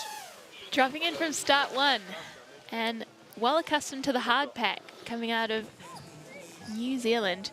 Hopping over that first air there and making her way fluidly down to a sick air, bringing some pace out of that one. Yeah, having to take a second to balance, but doing what we want all the young freeriders to do is not rushing it. Hang out, be patient, wait in the fall line, and let the balance come to you before you start turning. Jess Hodder putting on a clinic, getting the Japan grab, adding the air and style, slowing down, so she's going to get another feature. Solid here campaign for Jess Hodder. Absolutely steaming through the run and bringing some style and air to the face here on T1 South. Jess Hodder, that was a bit of a screamer of a run. I'm really stoked for her. It looked like it was fun. She took some seriously big airtime at the top, and yeah. And handled it like the ski boss that she is. That was stupid fat. So big. That was so sick. Nicely done. Well, Lily Bradley, a big fan of Jess Hodder. Look at the line score on the video judge. So Lily loved it, and it looks like the video judge loved it too, and I loved it. That stomp, the only thing that went down was her forehead. She just had the heavy head and skied out of it like a complete boss. And Control is still pretty jacked there, and I imagine that's because you could see that she came into some seriously tricky snow conditions, but managed to handle it. Yeah, Control up, air and style up, line score super high, fluidity super high. That was a great run. I think this is going to be an anxious moment for Lily, as you know, it's been a while where she sat comfortably. She saw control issues or this and that, but this one, definitely nervous moments for Lily Bradley. So that's Lily's score that we're seeing on the screen. We're going to wait and see what Jess's score is. Exciting times here as the drum roll drops. 78.33 for Jess Hodder, which means Lily Bradley taking the W, and it pushes Olivia McNeil down into the bronze medal. So Lily, Jess, Liv, wow, what a show in the ski women. Once again, absolute fireworks in this category. Absolutely handling those tricky conditions out there. We've seen speed, we've seen air, we've seen style. It's been a great day. Oh, so exciting. So I'm not sure if they got the score down there in the finish area, because it looks like they were still distracted. Maybe just having a nice conversation. So Anna, check it out. These are our standings in the ski women's division. There we go. So Olivia McNeil with that really unique line in third place. Jess Hodder with the absolute steamer run in second, and Lily Bradley bringing air and style to the FWT in first place. Wow. Okay, so this is going to be a big shakeup in the overall standings. We're going to let the numbers get crunched behind the scenes. You can see there Jacqueline Pollard. Big ups to Jacqueline. We're looking forward to having you healthy and whole again as soon as possible. She's here cheering on the crew as we get the drum roll. You can see the finish area. It's a bit of a hike to get here, so big props to all the spectators that have made their way out. And we are going to go down into the finish area to check in with Lily Bradley. Lily, boss moves out there. You absolutely slayed top to bottom. Run us through your run, what it felt like to do that, and how you're feeling right now. All right. Well, we start out real loose at the top. We keep it a little loose in the middle. And then we go for a fatty to flatty at the bottom, which is the Palisades Classic. So do you feel like the riding you've had at home has kind of prepared you for these conditions on this face? Oh, yeah. Hard-packed, flat, and chundery, baby. I love it. And how was it navigating the really hard-packed, bumpy moguls at the top? Did you get a little caught up, or was it okay? No, you saw me. You saw how it was. It was a little spicy. Well, you really put some seasoning on that run there with some serious style in your drop, so congrats. Lily Bradley taking the win here at the Freeride World Tour, Kicking Horse stop. Lily now 2 podiums in a row, so really locking things down and showing that while she may be a rookie, she is a veteran at heart and she knows how to get it done on the tour.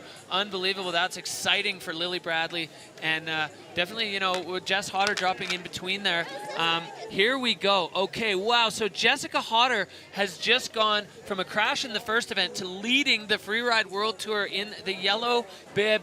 Lily Bradley moving up, and Olivia McNeil now rounding out the top 3. And let's take a look here at the cut.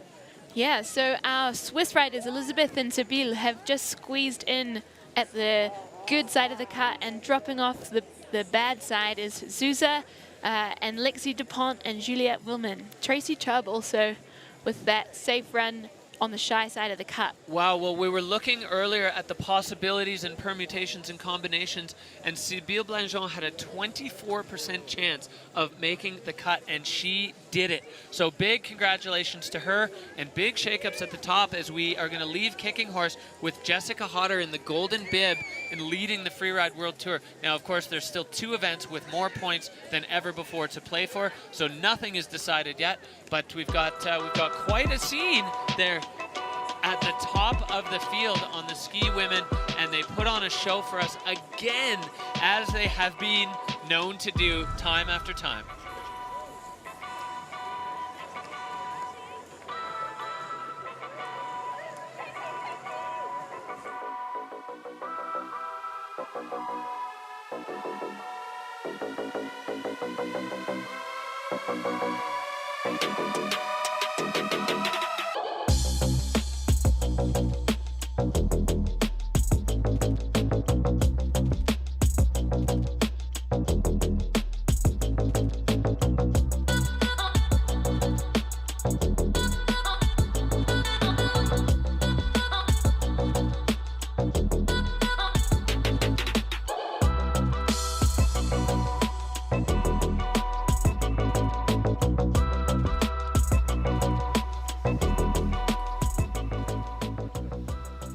So we've had such a shake-up in the ski women's field with my fellow countryman Jessica Hodder at the top, and our Swiss riders just skidding into the bubble there.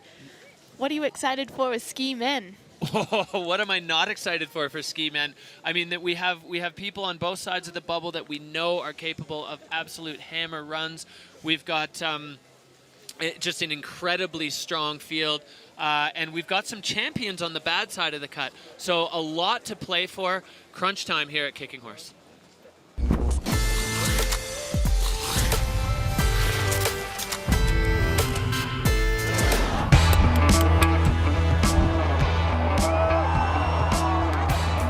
Greg Murray nuking off that nose. That was huge. The double clean.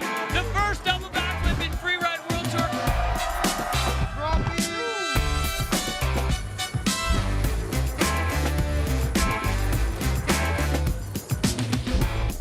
Oh, Max not able to hold the speed.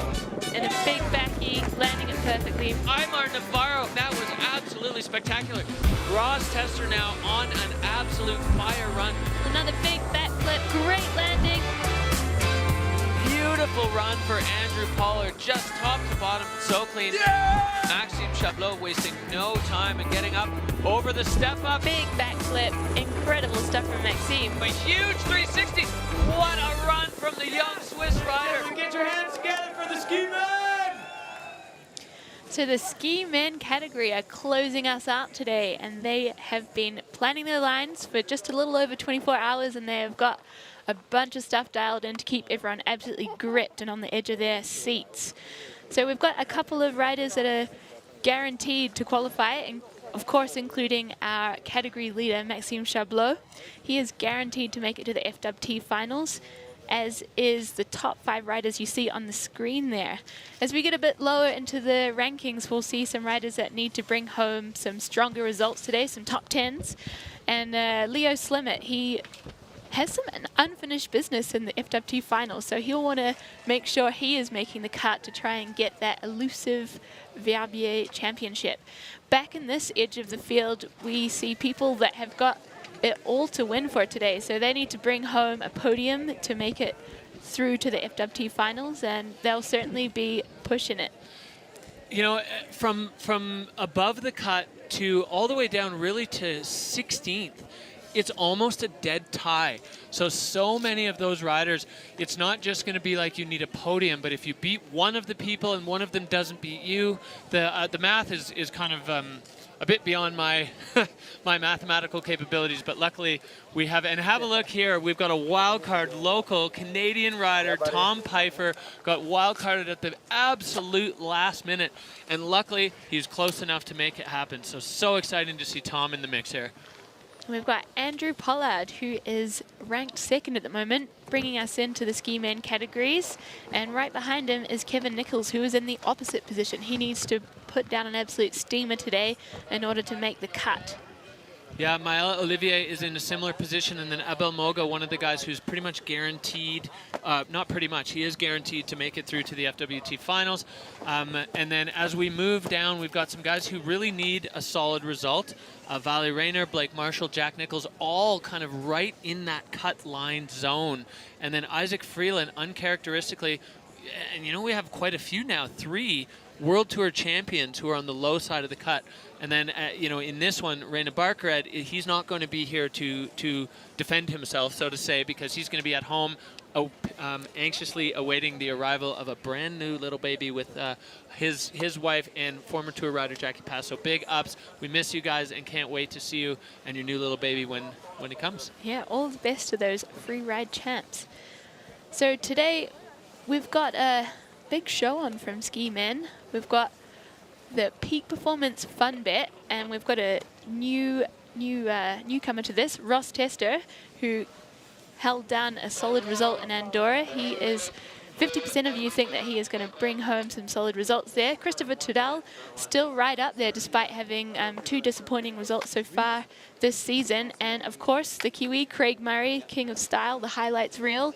37% of you guys think that he is going to shake out on top today. Pretty interesting, that 50-50 split on the fun bet between Christopher Tudal and Ross Tester. Those two were the 2 guys battling for the title at the end of last season in Verbier. And basically the fans feeling like that battle carries on now. But as you said, Christopher, he's in need of a big result.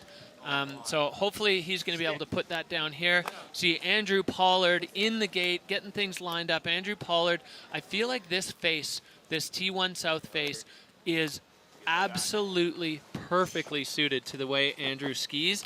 And I'm really excited to see him uncork on it. And I think he's actually competed on this face in order to qualify for the World Tour many moons ago. So he knows it. I think it really plays to his skiing ability. And I'm looking forward to seeing it. Yeah, so Andrew was not stoked at the bib draw when he pulled the #1, but we just saw Lily Bradley drop first and finish first, so we know it's possible. And you know what? We saw that the last time in the ski women's field as well, with Jess Hodder dropping first and finishing first. So it is certainly it is possible. Is Andrew going to do it today? It's trending. I think you're right. It's trending up. So Andrew, we'll say he's actually got a fantastic chance of winning because he's dropping first. Definitely sending some good vibes to him, and I'm looking forward to seeing him lace some perfect transitions, as we know he can. Yes, Andrew Pollard out of Alta, Utah. Alta and I would say probably Whitewater in BC, the 2 places that just build skiers that love cross-court transfer airs to perfect transition. Those 2 resorts, there's something in the terrain, something in the snow, something in the water. Maybe it's the slow fixed grip double chairs that does it, that you just have a little more time to look at the resort while you're riding the chair. We see him up there with his eyes closed in the start gate. Either he's on the edge of a sneeze or he's visualizing his line. Confirm 10 seconds. All right, well, here we go. We got 10 seconds. Andrew Pollard is finding his groove as he gets ready to drop in with that. Andrew Pollard, good energy, getting ready to kick things off. A-Paul on course. Dropping into start 1. Straight into a solid air, taking it really deep, making the critical turn and redirects in the air. Yeah, solid move there. A-Paul right in between the pillars, and as he is known for, he never lands flat. Transition, big 360 on a transfer. You got to call it his trademark now, and then catching that one with the grab, kicking things off with a bang. Andrew Pollard, you can always count on him to do it the way we want to see it done. Absolute hammer for A-Paul. Wow, and he is fired up. I am fired up. I'm expecting to see all those categories jacked up. Air, style, technique. Incredible stuff from Andrew Pollard.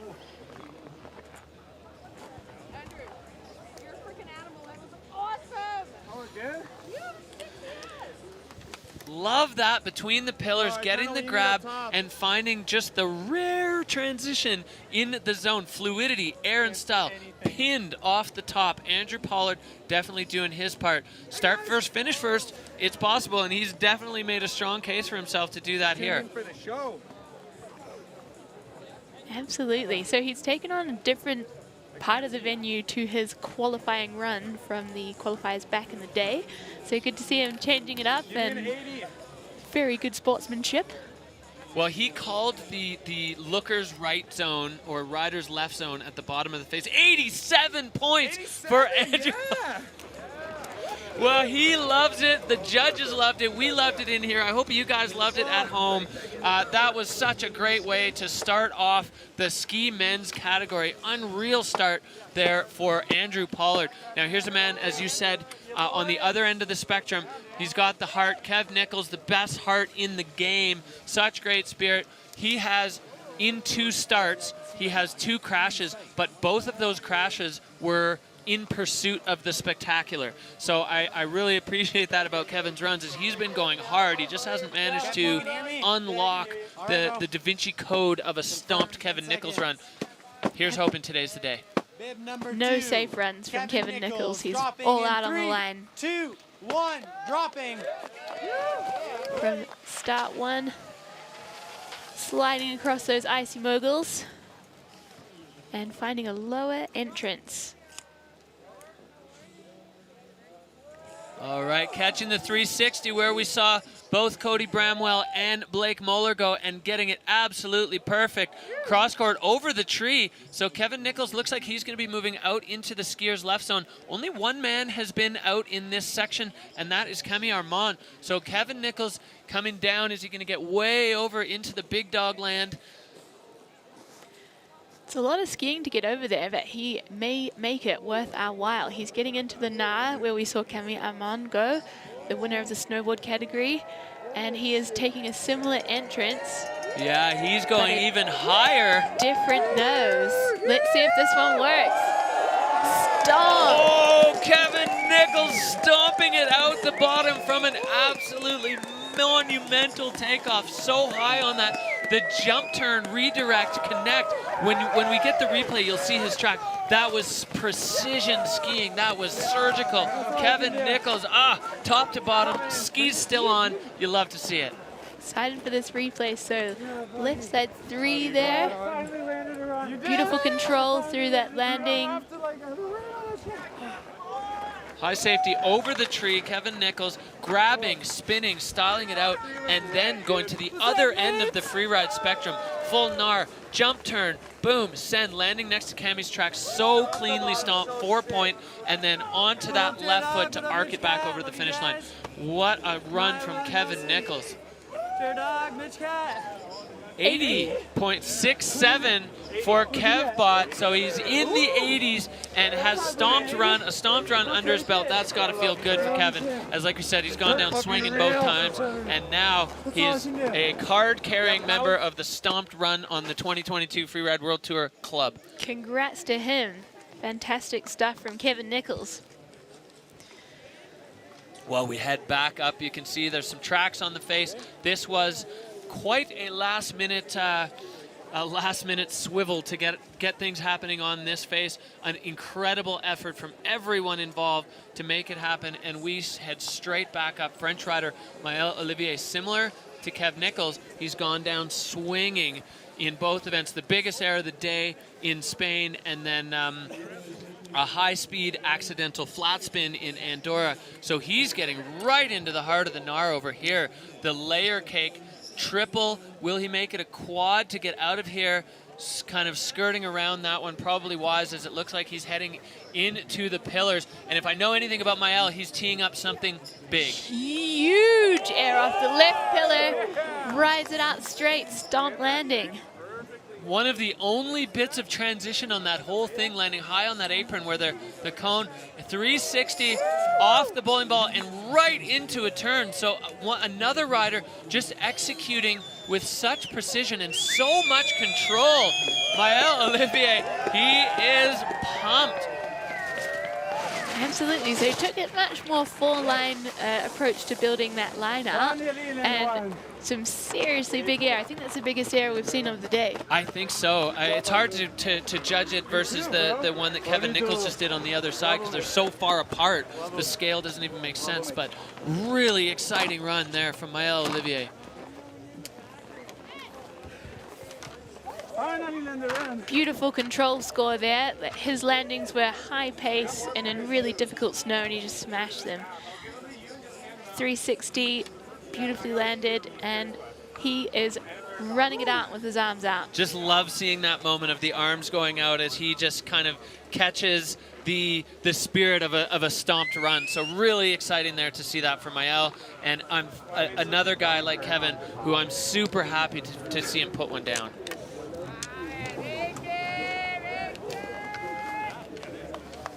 How much you get, Andrew? 87, dude. 87. For first run. You killed it. Pretty good. Dude, that snipe was sick. Like, I knew that had your name all over it. Like the roller one. It's so blind. It's super blind. I came off mine. That's why I took my time. I was like, thank goodness I landed. Like,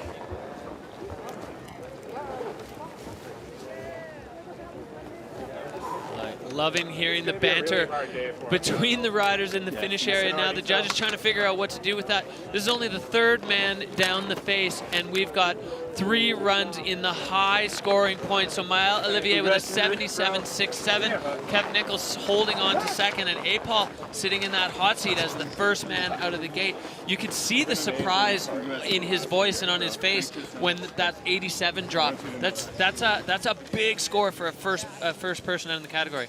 Absolutely. The judges are always nervous with that first score because they don't want to paint themselves into a corner of being too low or too high, because they've got to have room to move and be able to place every rider and rank them in the right spot.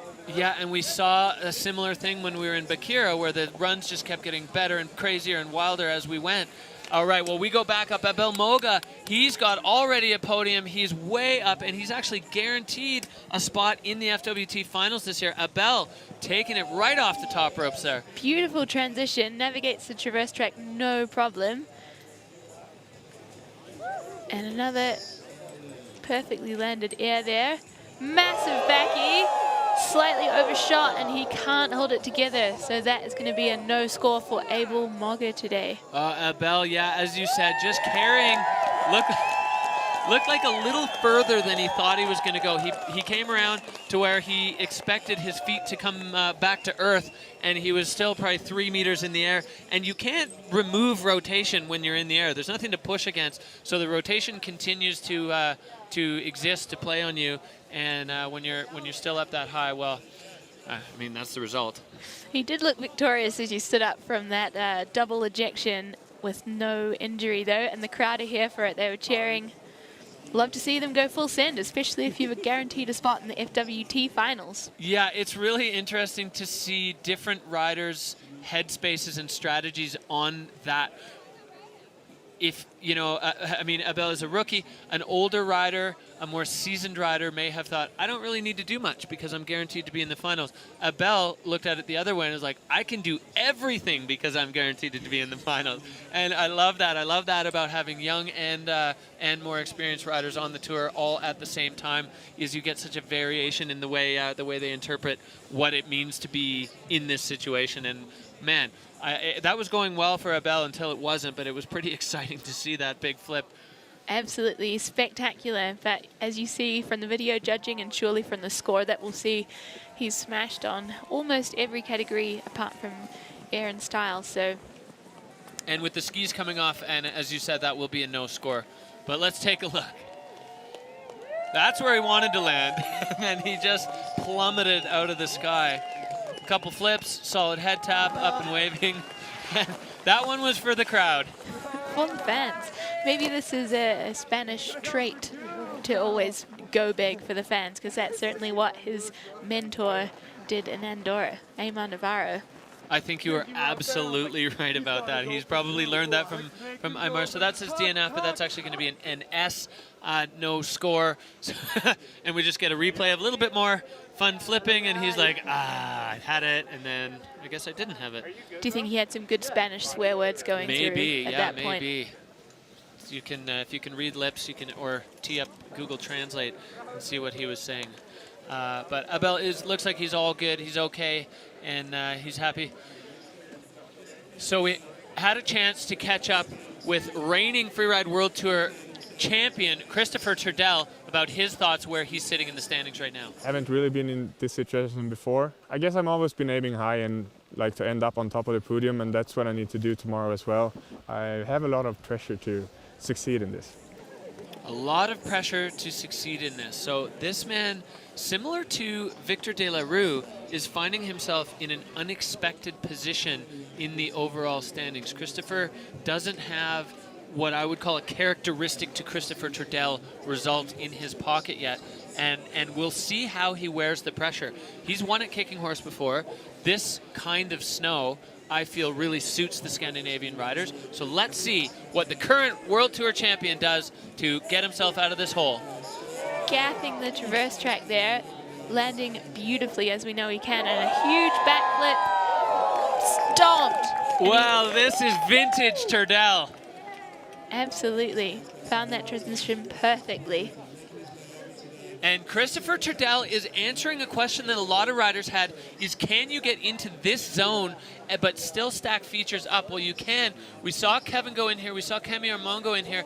Christopher Turdell on almost the identical move as Kevin Nichols. Unbelievable. That was so solid, Anna. That was incredible. So popped in a huge backy, timed it perfectly, took it to his feet, and then laced over to that really high consequence zone, and just precision skiing. He is stoked. And Apol just worshiping at the feet of the champ, two-time Freeride World Tour champ, peak performance rider. Well, talk about performing under pressure. Look at this one, Anna, over the traverse track. Yeah, incredible landing. And can you see his skis chattering there, but he just smashes through it. Huge backflip, which he has perfectly timed. Yeah, impeccable timing. And then this same move as Kevin across, misses the bomb hole, maybe goes another full ski length down the landing. That was such impressive riding. And the top air that he hit, he had to redirect immediately to avoid the rocks, get on that left foot and turn around the corner. So the bars were just through the roof, top to bottom. Now, is it going to be a nervous moment for Apol is out of the hot seat and Turdell is in 93.33. Talk about rising to the occasion. Christopher Turdell getting it done. Absolutely. This is the Christopher Turdell that we know and love. Perfect landings, incredible skiing in tricky conditions. Amazing stuff there. Well, I got to say, we wanted to see it.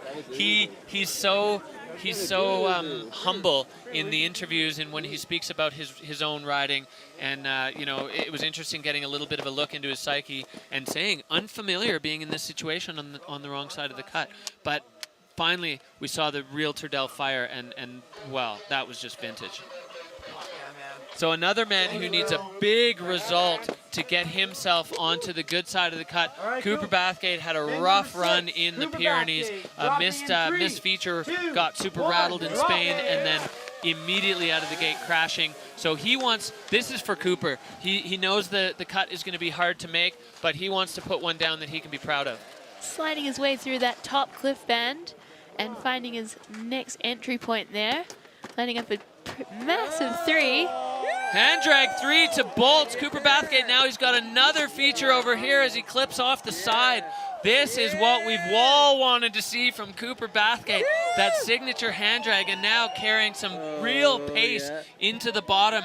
Fall line off the same one as Andrew. Boom, boom, boom, top to bottom.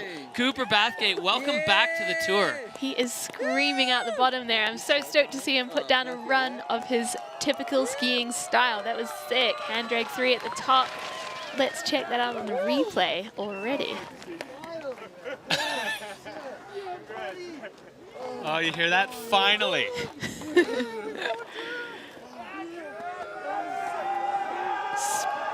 And listen to the crowd. Everybody here knows what Cooper Bathgate is capable of, and we just haven't seen it. He hasn't managed to put the puzzle pieces together in his tour runs.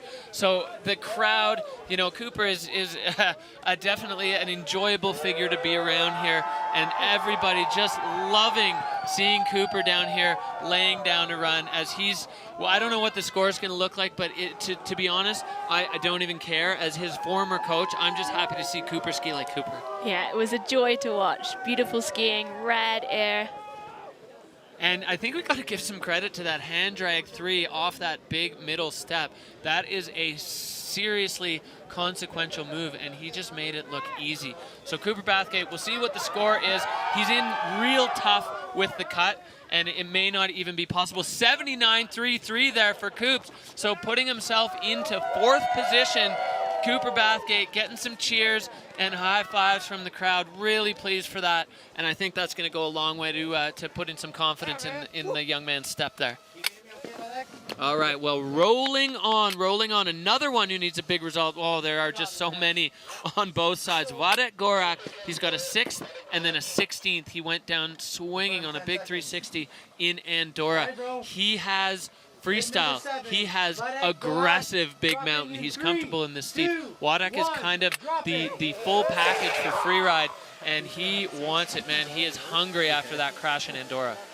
So he will be wanting to throw away that Andorran result and swapping in a solid one. And Kicking Horse with a massive backflip. And he is screaming out of there. You can see it is hard and fast. Yeah, so Witych, big flip, but kind of in a tricky... Oh, no, another backflip and another clean one. So he's missed a... Oh, and Witych Gorak just going absolutely ham on the face here.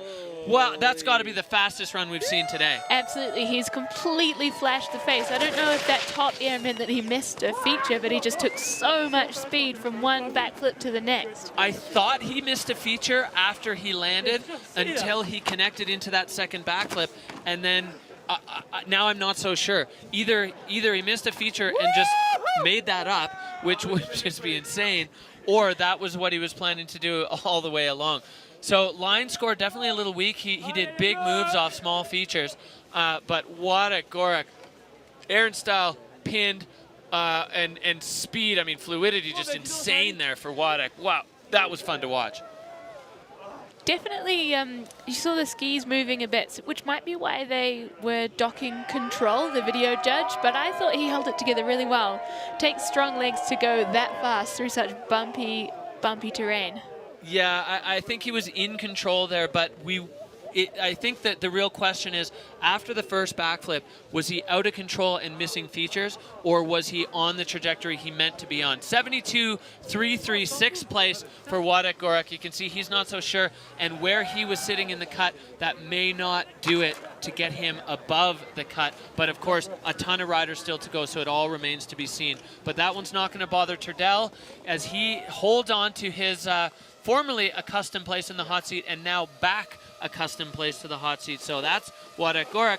Well, 50% of you in the Peak Performance Fun Bet thought this man was going to stand on the podium today. Ross Tester, he's a Tahoe rider, but living in Salt Lake these days, riding Alta and Snowbird with A. Paul and some of the crew out there.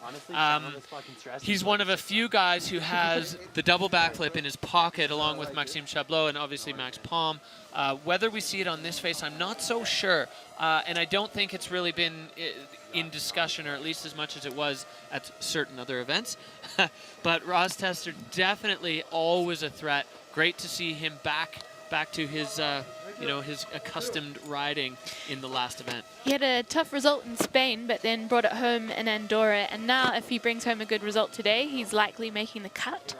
So he's not in the trickiest position.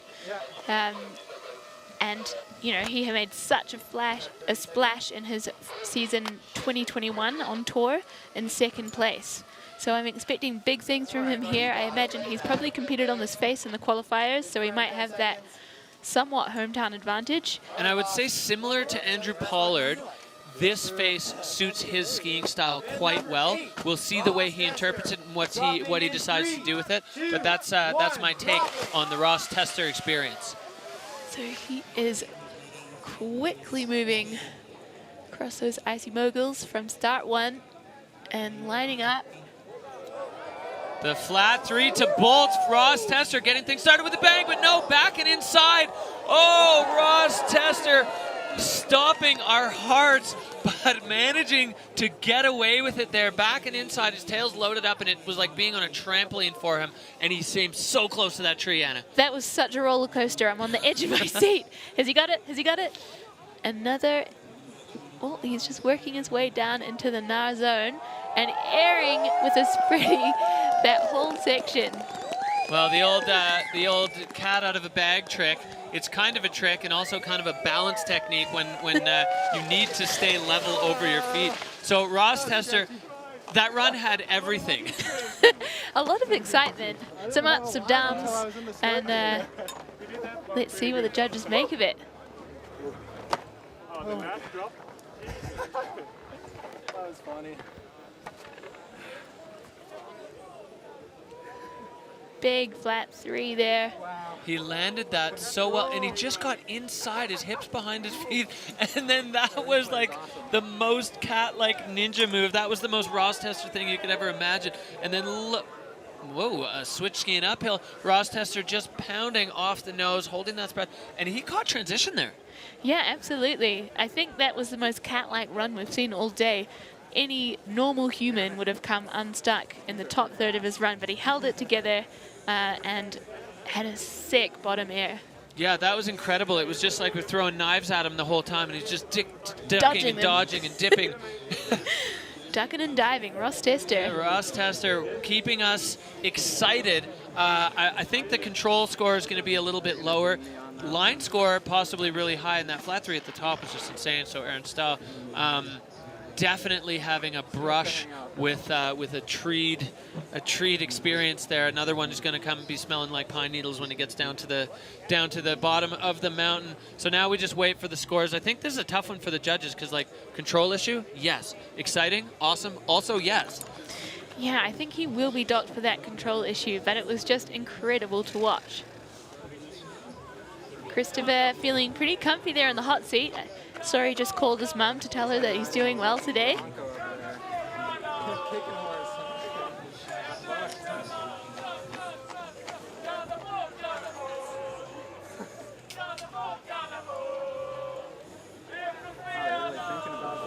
It sounds like a soccer game out there. We got the chants and the songs going. The judges deciding what to do with Ross's run, 63.33. So that's going to pop him into 7th place. And you're absolutely bang on with your call there, Anna. Significant control issue, and they don't miss that when you come within a hair's breadth of smoking yourself into a tree. Rule number 1 of freeride: don't scare the judges. I do hope he clawed back a few points though for the incredible recovery. That was amazing. I mean, he had to have. So we go right back up, Ross Tester, to Julian Jamesa Hampton, Kiwi. He's got a good one and a bad one, an 18th and a 6th. That 18th was looking like it was on its way to a screamer, but going down on the cork 3 off a cliff, off a side hill cliff. Really excited to see Jamesa put his stamp on this face. He promised me he was dialing in a 10 out of 10 run today, so I'm looking forward to seeing it as he drops into that top section. Solid landing, making it look like easy work. Yeah, coming down to that low step and now moving into the pillars, going side hill, way down there, stomping. Jamesa Hampton making very short work of that section. Now cross hill, he's going to get this long transfer, a little short, step, step, step, and out. Wow, well, Jamesa Hampton, he is pinning it out the bottom, skipping through the debris, holding on and making it through the finish line. Another one where we get a little excited, but also a little nervous. Yeah, that was that the fastest run of the day now? I feel like that was some extreme pace coming out of there. I was on the edge of my seat as he breezed by the avalanche debris. Yeah, we should have put the stopwatch on him there to see if it was going to compare with what at Gorak's high-speed screamer. So Jamesa Hampton making short work. I really like this one, setting him up. And then he comes kind of into the low step of this, skiing down below the nose, but finding transition there, which is so smart. And then off the pillars, heavy head landing, but really holding it together with those stompy legs. And fluidity is totally jacked. Control, air and style, technique. What we haven't seen is freestyle, but I think it was just a flash run. So fast, so much air time. I love that run from Jamesa Hampton. Yeah, that was really, really solid run for Jamesa. So we'll see if it's going to push him into a podium contention spot. But another solid run, and the judges panel there: Bertie Daneveau, Rachel Croft, and Laurent Gauthier, and then you got Lola Bess on head judge duties for the skiers. Brennan Metzler running the video setup. They are being put to work here because the ski men are delivering as we expect the ski men to deliver. think this can all be blamed on Andrew Pollard for coming out with a screamer with that first run of ski men and forcing them into a high score. Now they're in a tough spot as they look to place all of their top runs in the right spot. Judges are in a tough spot, but we and you at home are in a great spot, sitting here watching the Freeride World Tour from Kicking Horse Mountain Resort in Golden, B.C. just going off. We've had a crazy couple of days, basically a massive, massive windstorm blew all the snow off the ozone face. Everybody rallied to make it happen. We moved over here to T1 South in the Super Bowl and basically built a brand new everything over the course of about 18 hours. So incredible effort. Jamessa Hampton now, he's stoked, waving to the folks at home back in New Zealand who are surely cheering him on after that exciting and explosive run. Shaka mahalo for the fan at home in New Zealand. Kia ora team. Waiting for the score for Jamessa, as he is in a position where he needs a decent result, a top 10 result to make it through into the cut, and what other people do in the field is also going to influence where he falls in the rankings today.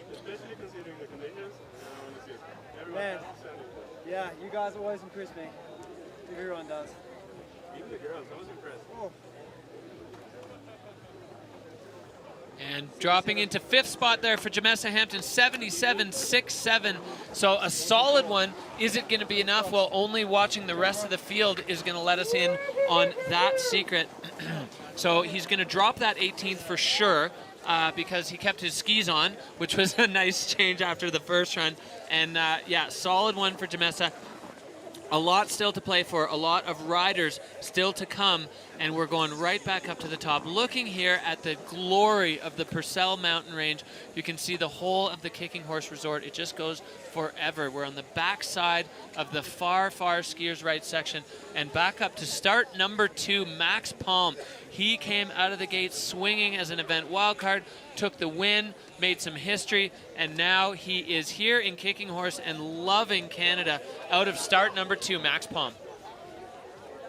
Dropping into that first section, getting a little caught up, but holding it together just with the winding down the windows a little bit. Another beautiful air there, and he is moving across to the skier's right.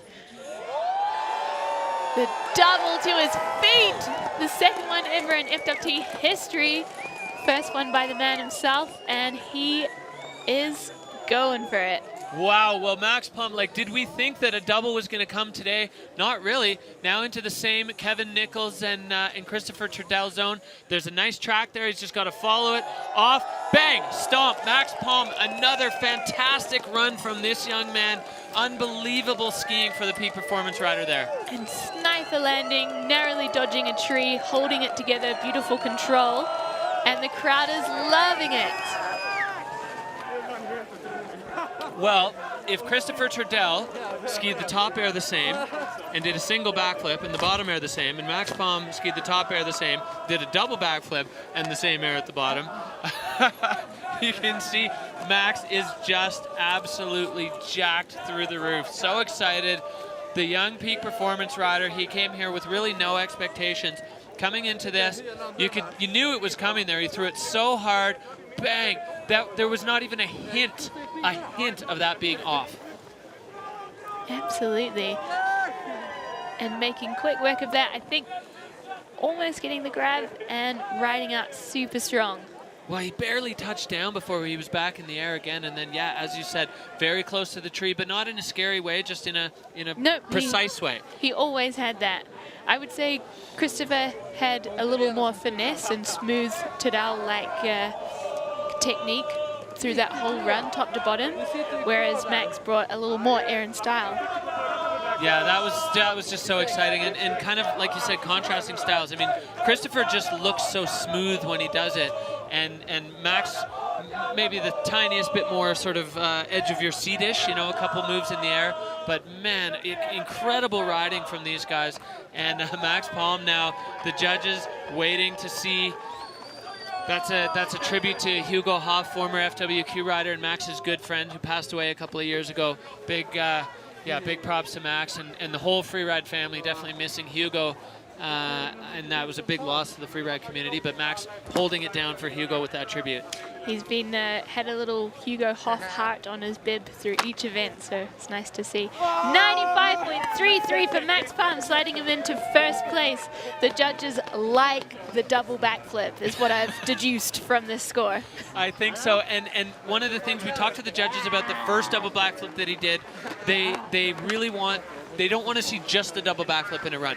Max's top air was really great. His bottom air was huge and super precise, and a double backflip. If you throw it in, if the double backflip is seasoning, it's great. If it's the only ingredient, it's not going to cut it. So Max knows that, and he certainly made use of that in an otherwise still banging run. Yeah, that was a very complete run from top to bottom, and he got into some very consequential big mountain terrain, so... Well, back up we go. Leo Slemmet, 2017 Freeride World Tour champion. He is in the start gate. He is barely 10 months out from ACL surgery, and he's sitting pretty high in the standings. Leo Slemmet definitely always a threat in any event, as he is such a strong skier and so sendy. 360 there, back slap, but he brings it back to his feet. Just testing out that new knee, making sure it's really strong, and it looks good. Yeah, Leo was wondering about that 360, and you know, we had a discussion about how flat that was, and he figured he had it. And another 360, that one perfectly clean and needing to be, as he was right through the forest and catching that last one. So Leo with another fast and furious run, definitely getting sat down on the combination of flat landing and hard snow there. Definitely. 2 360s, one of them a thing of beauty, and the other just a bit of a back slat landing. Yeah, so Leo Slemmet was sitting in 9th overall before this event. They're going to take 11 through the cut. So he's in here. Have a look at this landing. He just gets sat right down. The impact there, pretty significant. Absolutely, and he's not in the situation that some of our American riders have, in that they've competed here before, so this is his first time on this face. Yeah, and I feel like for a lot of these riders, the short amount of face check inspection time was relatively okay, because this is a fairly straightforward. It's quite wide, but it's not super long, and you can see everything from the top, which you were saying before as a rider is really good for the confidence trying to figure stuff out. And we've certainly seen at least 2 European riders figure out the code on this one. Is Max Palm and Christopher Turdell the only men in the 90s so far? Yeah, they've definitely cracked the code.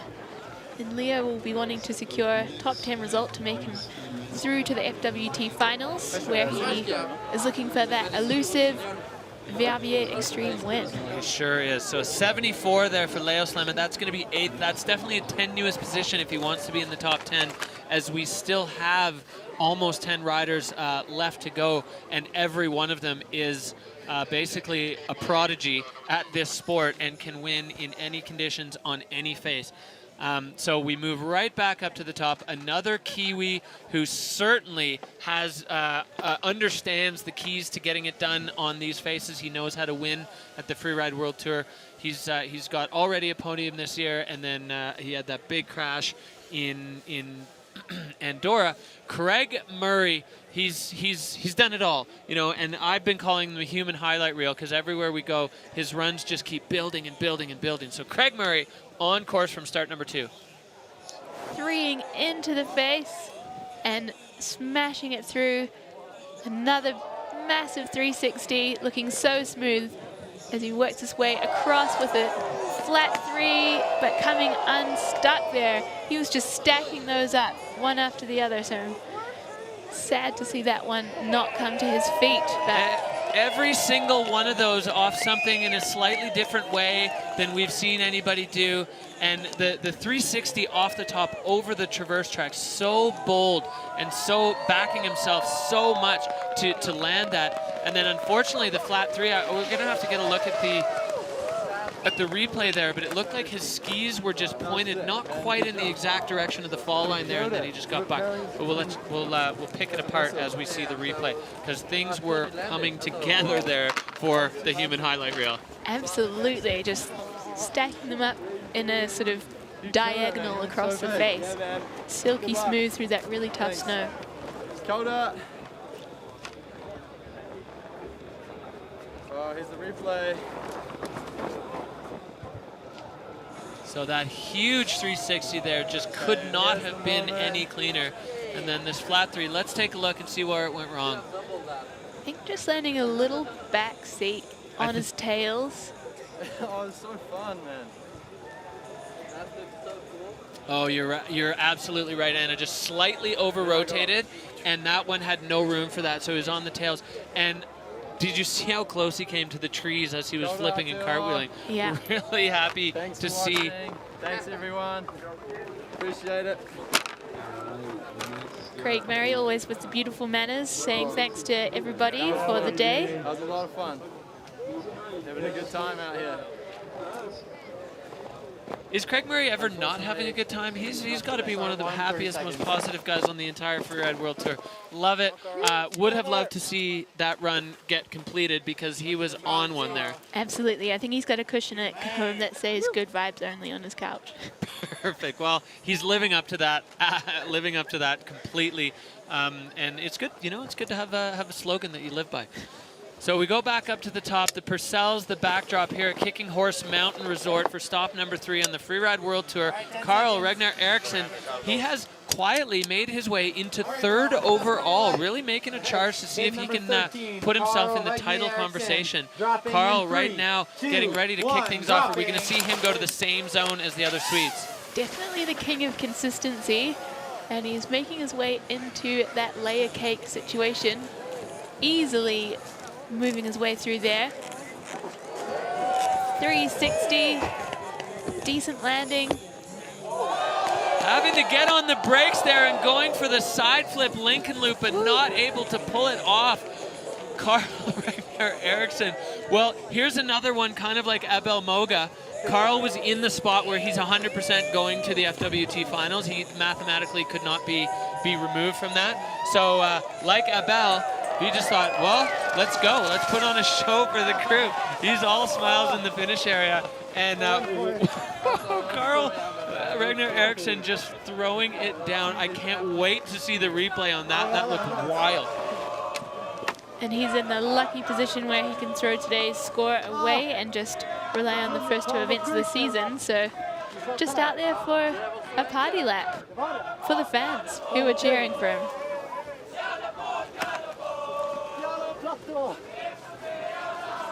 So setting things up with that air and then getting the 360 off something that nobody else really hit and catching the landing. Now this is wild. Absolutely wild. That hit that thing like a fin. The trajectories of the takeoff and the landing did not match. That was like jumping into a wall. And the run into that top 360 was incredible. It was, most people couldn't even ski off it, and he managed to wind up a 3 for us. Yeah, just watching his skis bouncing around, and then that fin trying to throw the side flip Lincoln loop off of. Well, it didn't work, but it sure was fun to watch, and I'm glad to see that Carl is fine. He's okay. He's all smiles in the finish area. The judges are not going to throw big points at that one with a crash like that. 41.67 for 12th for Carl. But, man, the riders are just getting after it. Interesting to see the strategies, people's takes on the face. As we head back up, we're on the T1 South face in the Super Bowl. It's Super Bowl Saturday here at the Freeride World Tour. If you're a football fan, tomorrow's your day. That's Super Bowl Sunday. But if you're a Freeride fan, it is today. Kicking Horse Mountain Resort delivering the goods, and the ski men doing their part in this show as they are the wrap-up category, the last category on the day. We just saw Carl Ragnar Eriksson absolutely throw caution to the wind as he's in a solid position, and then we're moving on. This is a guy who was the bubble boy.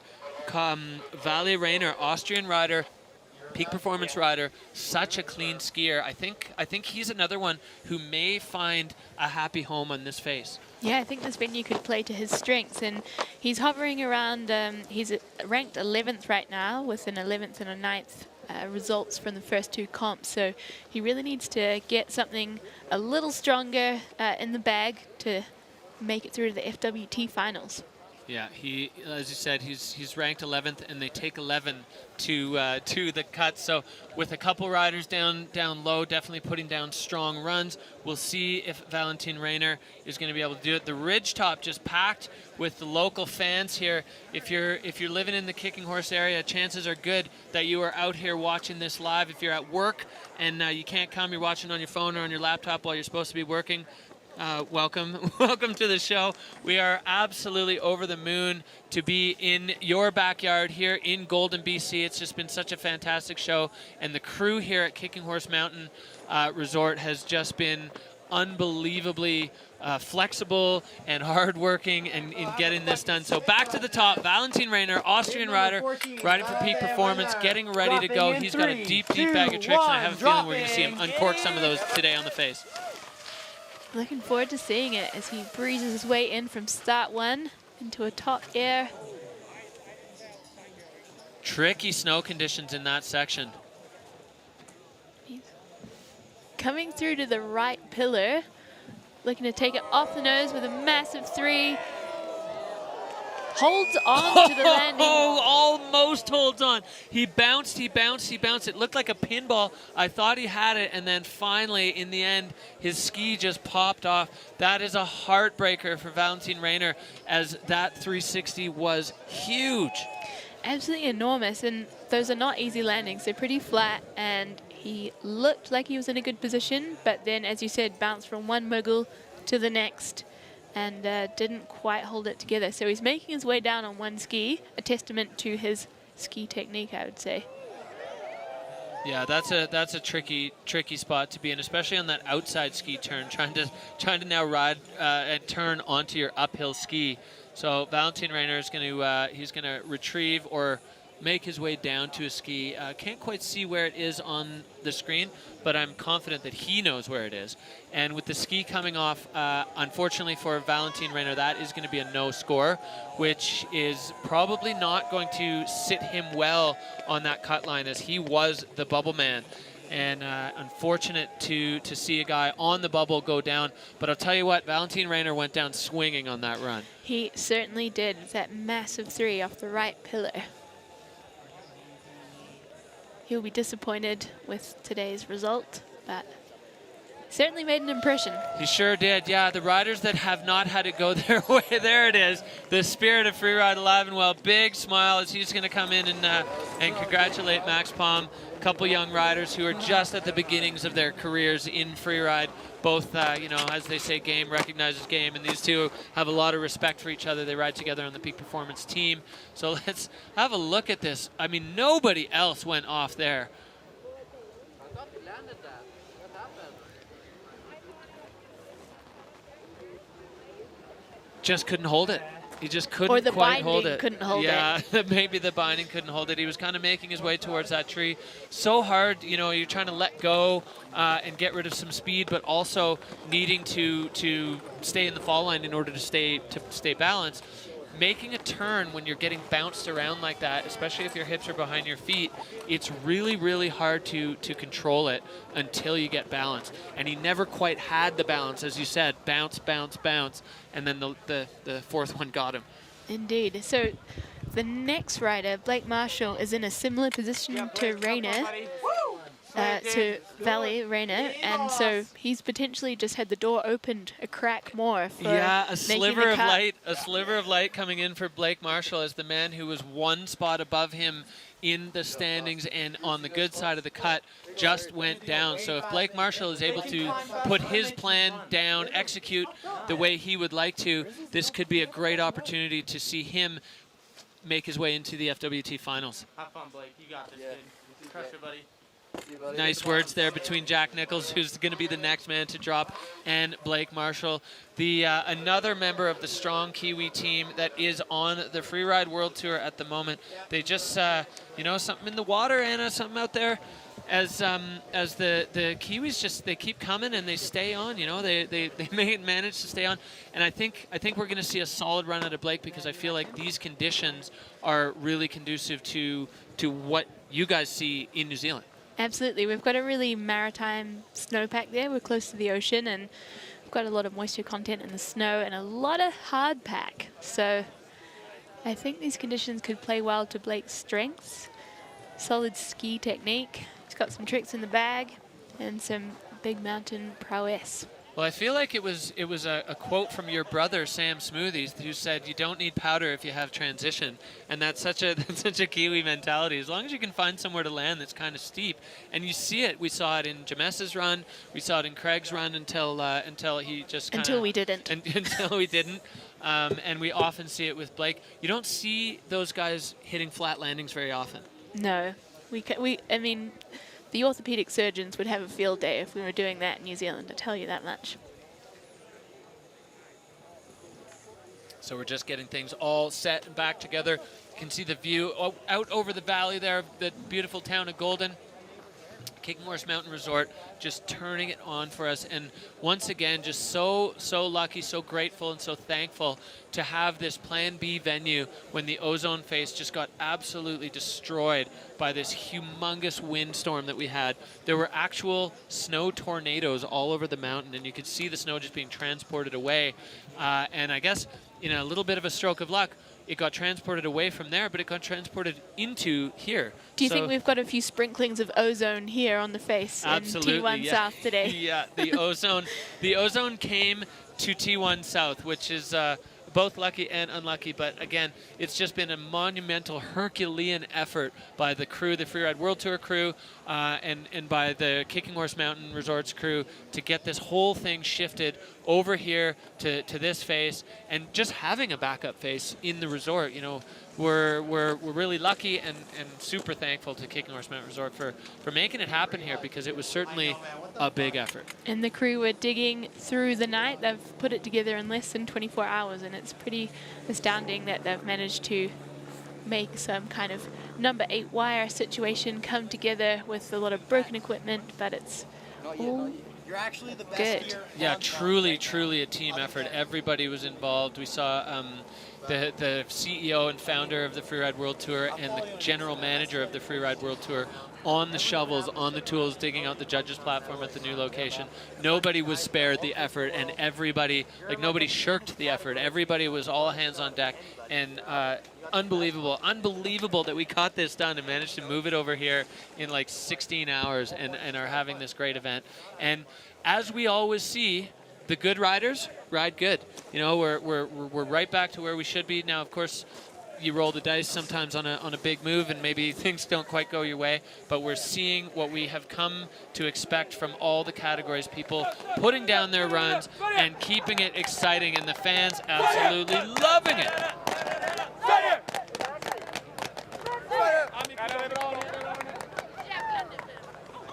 I think they might have heard us congratulating the Spanish crowd a lot, so they're like, right, we may be not as many in number, but we've got to really bring the vibes here in Kicking Horse Golden B.C. And what's it about?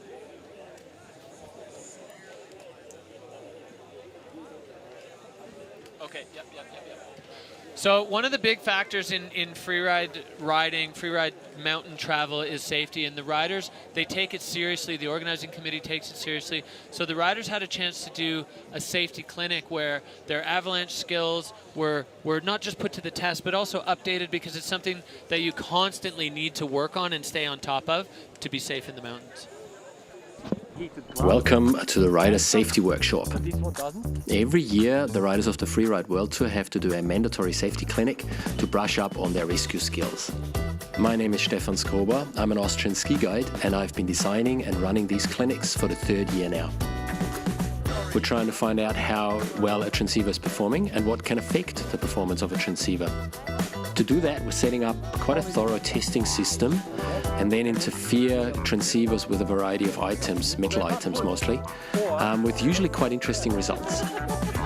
The real-life scenario is the clinic that is the most entertaining to watch and the most exhausting to take part in. The athletes get to solve an avalanche situation, and we're assessing how well they do in their strategies and their tactics, how they work together as a group, and how well their avalanche search skills are developed.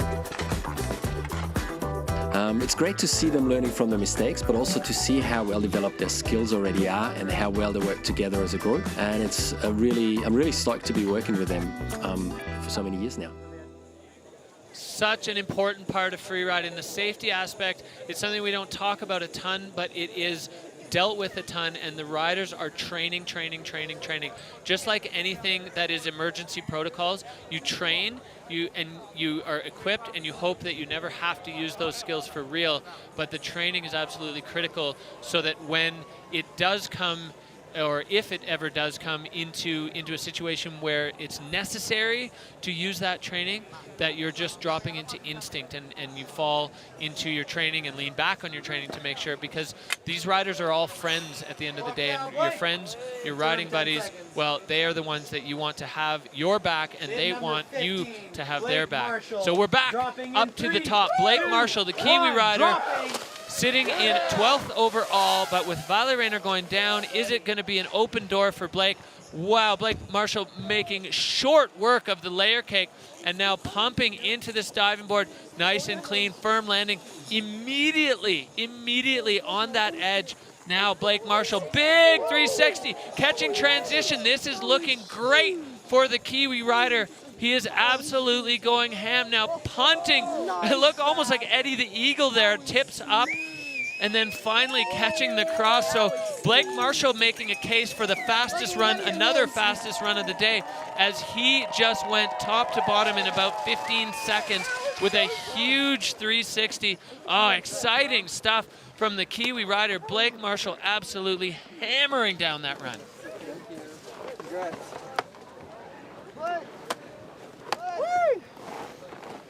Nice one. Yeah, good.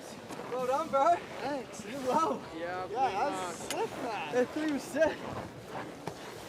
All right, well, let's see. So Blake coming into this pylon section and then just sending the 360, landing. I think his right shoulder was touching the tree. Huh?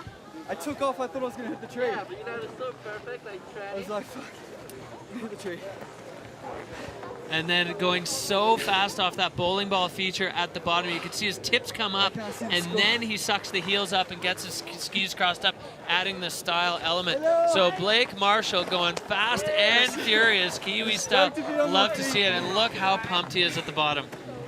Stoked to put a run down and an absolute screamer. He's had 2 10th place results so far, so he needs to bring a little more heat to this event to get I would say through. he did. That was definitely some spicy mustard on that one. So Blake Marshall with Valley Rayner going down ahead of him, needing to be somewhere in the mix on the top 10 to put himself in the top 11 overall to move on. Is it going to be enough? I don't know. The math is very complicated, and math is not my strong suit, but it is their strong suit. So I don't think that's going to be troublesome to Max Palm in the hot seat, but I think it's going to be a solid run and a solid score there for Blake Marshall. You boy! You're well done, man. Do you have the score yet? No, I don't know. They always take ages. They always take ages with me. Blake Marshall feeling the singular, singled out by the judges to be the one guy that they take a really long time to score. They're just taking care of Blake because they care. That's right. That's right. Taking care because they care, and they sure do. And if it takes a while, but they get it right, then we are of course stoked that they're going to take the time to put the time in and get those scores right. So Blake Marshall there, you can see the local Golden BC fans out here enjoying the show in the Super Bowl. 79 even for Blake Marshall, good enough for 6th place so far. Is it going to be enough? Whoa, who knows? There's still so many good skiers up at the top of the face, and a lot of them really looking for a good result. Yeah, we've got 5 more heavy-hitting riders to come down, and a few of them really need to be sending it in order to make the cut. So I think we're expecting big things. So we go right back up. Jack Nichols, Jack the Cat. He's got a 9th and an 8th. He's sitting overall in 8th position on the Freeride World Tour Ski Men's field right now. And Jack, always another one who's got some highlight reel moments. He's this tall guy, so he's definitely got those long legs that he's able to just stomp with. Sometimes the signature side flip, Lincoln Loop, we saw it into the exposure. Where are we going to see it today? Taking some pace off that first one. He's coming into the goalpost here. And that is huge to flat, and he takes it like it is nothing. Yeah, and then using that cliff that some others hit as a berm, going 360, a little bit of a sit down, but holding on to control as he's got one more, possibly two more lined up. Jack making short work of it. That one proving to be popular as a bit of a double cross court into the fall line onto the second one. And Jack Nichols flying through the finish. Oh, the crowd loving it. Jack hyped to be at the bottom. Sunny day here in the Purcells, and a nice brotherly moment between Jack and Kevin Nichols, part of quite a big crew of siblings traveling the Freeride World Tour together. That must be nice to travel with your sibling. You got somebody you know has your back. I don't know if it's nice for their parents there. I'm sure they're having a big exhale now that they've got both of their sons down in one piece. So here he is off the goalpost. Huge air.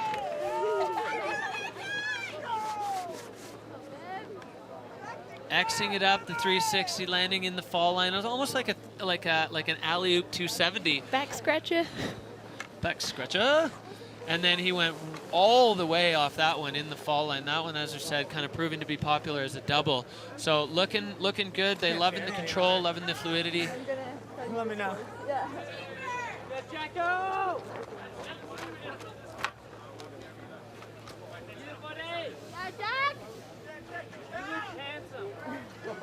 You look handsome is the quote I heard from the crowd.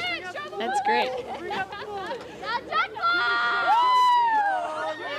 He's bringing out the moulet. Ooh, business in the front and a lot of party in the back. The crowd love it.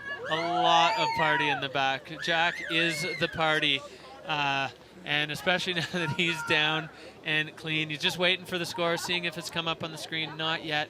But he's just going to enjoy fluffing the mullet in the finish area as we anxiously wait and see what kind of score. 75.00 for Jack Nichols, dropping him into 9th place.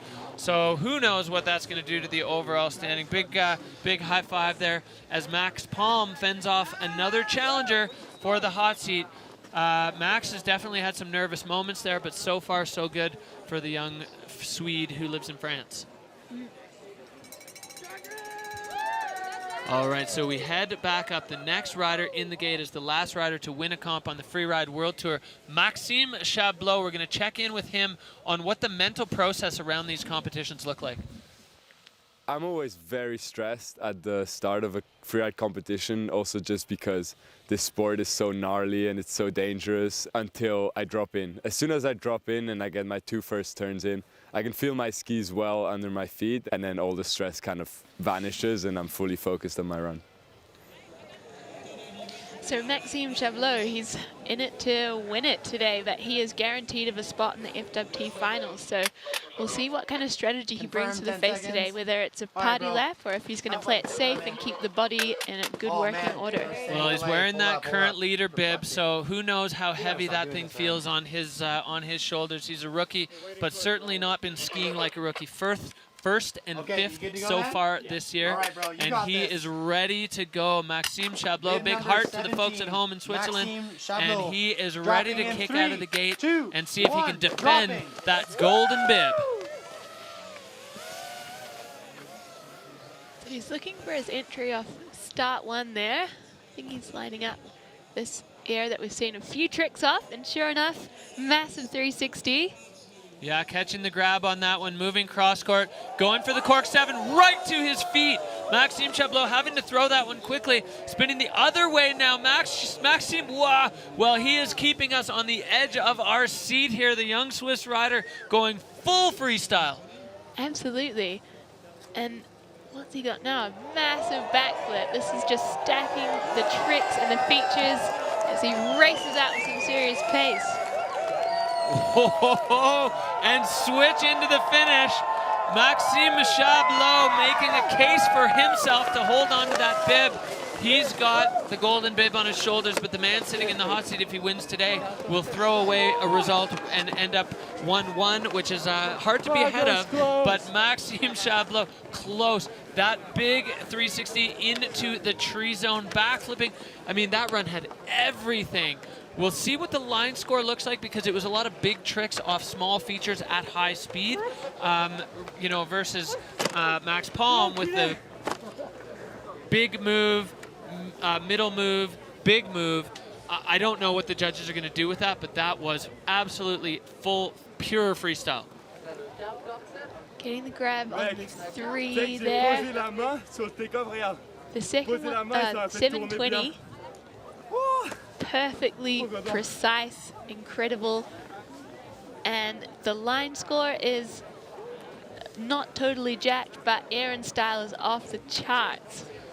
Yeah, so kind of what we thought. I mean, it was definitely, in terms of just pure gnar, a mellower line, but he skied it to its absolute maximum potential and tricked everything top to bottom and was pinned top to bottom. High speed, high intensity. Yeah, it was almost like a backcountry freestyle line, whereas Max Palm also managed to bring in some big mountain kind of free ride at the bottom of his run as well. So I'm not sure what the judges will do with that. I mean, Max Palm is definitely going to be sweating right now. Yeah, absolutely. And this is kind of the shifting of the guard or the constant flux and evolution in freeride skiing.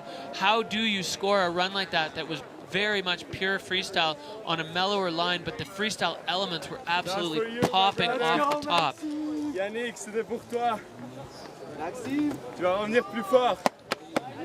Well, there's your answer. The judges are crazy for it. 97 points for Maxime Chabloz. Unbelievable score. He has put the meter through the roof. Him and Max Palm hugging it out. We're looking right here at the future, the burning hot future of freeride. Outrageous. A lot of joy in the Finnish corral right now. Getting congratulated from his fellow Swiss, Seville Blangin. So you saw him pointing to his jersey. His brother, Yannick, was injured at the Olympics, so he's giving him a big shout out. Maxime Chabloz, well, he got first last time. He just went into the #1 spot. Now there are 3 guys left at the top, so nothing guaranteed there for Maxime Chabloz, as 3 pretty heavy hitters, including this man. He is a former Freeride World Tour champion. He is coming back from knee surgery. We've seen what feels like a slightly toned down version of Isaac Freeland, as he is just returning from injury, and Isaac Freeland wants to be skiing for a long time. Working his way in with a huge air across the traverse track from start 2. He's bringing some serious pace in with a big backflip right over the trees, but he can't hold it together. That one was huge. That was huge, and he looked like he might have it, but he bounced, and in the bounce, he still had that rotation a little bit in play, pushing him back and not able to hold on to it. Isaac Freeland, well, I just ate my words. As I said, we've seen a slightly mellower version of Isaac Freeland, and then he goes and launches a 50-foot backflip across the venue. That was not mellow, and he's not done yet. Taking that one to his feet and riding out into the finish. So Isaac Freeland was part of a trio of former Freeride World Tour champions that were on the bad side of the cut. Brendan Barkerhead, Isaac, and Christopher Turdell. So Isaac definitely in a tough spot now with that fall. Is he going to be able to push himself onto the other side of the cut? I'm not sure that he is with that, as that was we got to call it what it is, a significant control issue. Yeah, absolutely. And he's ranked 16th. He's got a 12th and 11th, which he would want to get rid of, but I'm not sure if we'll be able to do that today, because we've seen some absolutely screaming runs. There's no way I'm like not doing something on my back. Yeah. Just gonna go for it. I was committed. And the cork step, I put my hand in the snow before the takeoff. Yeah. That gave me spin. That's sick. Love listening to these guys tell their stories. So Isaac catching nice transition on that one, and then look at him just picking up speed here, Anna. Laying it out, but Oh, dude, I'd say over-rotated, but it's definitely, if he had had a bit of powder snow, he might have pulled it together, but on the hard pack, it's very unforgiving. So you see fluidity and control pretty dark there. Yeah, just bounced like a Super Ball there, and the rotation still just enough in play that he got pushed back. Unfortunate for Isaac Freeland, as it's tough to see a Freeride World Tour champion on the rough side of the cut. Happy birthday, Dad. Stoked. he's down but not out. Still happy in the finish corral. Yeah, he's such a happy guy and such a strong skier. I have full faith we're going to see Isaac Freeland back in the mix. 44.67, so not going to do it.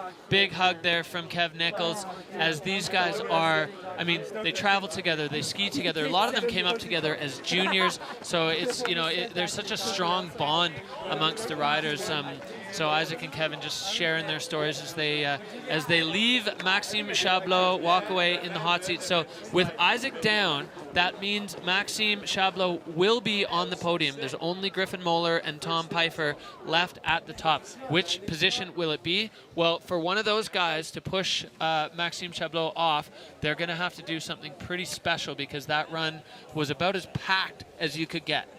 And Griffin Moller really want to be putting in a top 10 result, or even a podium result today, to make it through to the FWT finals. He has managed to shake off his FWT curse with the last run. He put down a solid one to his feet, which he was happy with, and got a 12th position, but he really needs to bring home the bacon today. Yeah, I'm hopeful that his last run that he stomped at the Andorra comp is a sign of things to come for Griffin Moller, because he was cursed for so long with just these horrible, unlucky crashes. A ski would come off, he'd snag rocks. It was just, and it was always some version of the same annoying thing. And so last comp, he went top to bottom, he put down a clean run, and I'm hopeful that curse is shattered now, and we get to see Stiff Griff in the flesh and in real Griffin mode, because he's such a great skier, and it's exciting. It's always exciting to know what he's going to do. And I think you're right, and he's got nothing to lose here. So I think he's going to go for a full top to bottom banger run and see if he can put himself in the mix on the podium. Absolutely. And I think he'll have a bit of renewed confidence after landing that solid run in Andorra. So I think he's familiar with the face, and he's got something pretty special dialed in for the fans today. His brothers laid down a solid run, and the Moller family will still be watching anxiously for the second Moller bro to make it down in one piece. Yeah, and you know, there's a third one, Tanner Moller. He was in 4th last year at Freeride Junior World Championships. He's here actually with the boys to cheer on his 2 older brothers. So keep an eye out that we may see a third Moller brother on the Freeride World Tour in not too long. He's going to university in Salt Lake. Not sure if he's doing the qualifiers or if he's taking a year off of competition. But yeah, it's out there. It's lurking out there. It could be the first trio of siblings. We've seen a bunch of duos. We've seen a few sets of twins, but could be the first trio we see on the Freeride World Tour. Let's go, Tanner Moller. Let's get you here. Yeah, no pressure, but we want to have it. And he is up in start 2. Definitely the spicier of the starts. You have to navigate a Via Ferrata to get up there, but it might be worth it because it had the only power turns left on this whole face. So we have to have a debrief with the team and see if it was worth the climb. So here we see Griffin Moller, 23 years old. He's living in Salt Lake, and he is ready to go out of start 2. As you said, the only powder basically on the whole competition face, and it's because this area where they're dropping from is not actually open to the public to skiing. So the riders get in that little skiff of powder before they transition onto the traverse track. And Griffin Moller on course now from start number 2. Lining up a seriously big double here over the traverse track. Absolutely stomped. Ooh, that was a nervous moment there as he got just a touch inside. We wondered if that double was going to go. Well, turns out it does. Griffin cross-court in the transfer. So this is strong. I mean, that was such a great top air, and the only guy to do it as he's moving way, way, way over into the big dog zone, skiing above a ton of exposure right now. Griffin Moller, what's he going to be lining up into this section? It's looking pretty spicy in here. He's taking Camille's entrance. Oh, and comes into contact with the Griffin Moller pine taking trees. it as a double, where the other guys aired onto that patch with an airplane turn and then brought it fall line. He just went full double, doubling down on it, and then getting absolutely pinpoint precision in his crash to go between the 2 trees. That was wild. Well, the crowd loved it. It was exciting to watch. For sure. But probably not the result that he needs to bring home today. Especially after that top air. Let's have a look at this double. Little direction change. Boom, right over the traverse track. An effortless transition. And then things get a little bit hectic here as he goes doubles onto that patch in a different direction and then just bounces right between those trees. Yeah, very thankful that he did that. So he's just freshened up with a little pine infusion there, and he's made it to the finish corral in one piece. Well, Griffin Moller, another one where that's one you can be proud of. That wasn't something that went wrong. That was him doing something awesome that just didn't quite pan out the way he wanted. But it wasn't a rock taking his ski or anything that he's going to have to make a sniper video about. So good stuff for Griff. That's a run he can stand on. Hopefully he's going to make his way into the FWQ finals over the next few weeks and find his way right back here on the Freeride World Tour. Judges being put to work today. You see Bertie Deneveau there, Rachel Croft, and Laurent Gauthier, and Lola Bess as your head judge in the ski division. So Griffin Moller, 55, 6'7", 14th. So I'm going to do some guess math and say that is not going to put him onto the good side of the cut where he wanted to be. So another position up, guaranteed at least a silver medal now for Maxime Chabloz if Tom Pifer is able to go one better than a 97. And that brings us to the last man in the gate, the wild card. Former tour rider, current FWQ leader, Tom Pifer out of the Whistler Freeride Club, dropping in as a wild card. Absolutely no pressure on his shoulders. What can Tom do today? And he has won on this face just last week in the qualifier event, so I think he's got something special lined up. Some solid air as he lines up the pillars, finding that transition. That seems to be the spot to land. Sending that bottom pillar just full speed. Now Tom catching this next one with the 360, stomping. It looks like his airbag may have deployed, but not inflated. He's got something flapping. Maybe he's wearing a cape.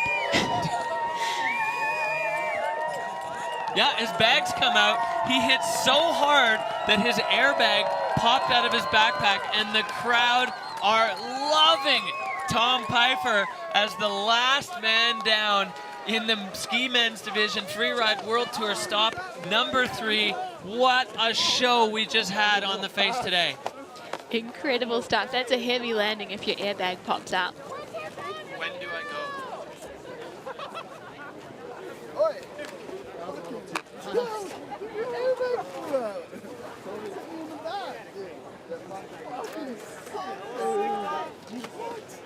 Well, the video judge loving things here. Tom going heavy-handed. He went so far off that one, getting on the brakes and then flying into another one. And we'll see, it was on the 3, the airbag just starts to peek its little head out, and then it comes all the way up. And I love the way he did that. 360 land and immediately direction change to air again. Yeah, absolutely killing it through the herb garden there and straight out. Well, that was vintage Tom Pifer. Fast, furious, and fall line. The 3 Fs of the Tom Pifer experience. That was such a great run.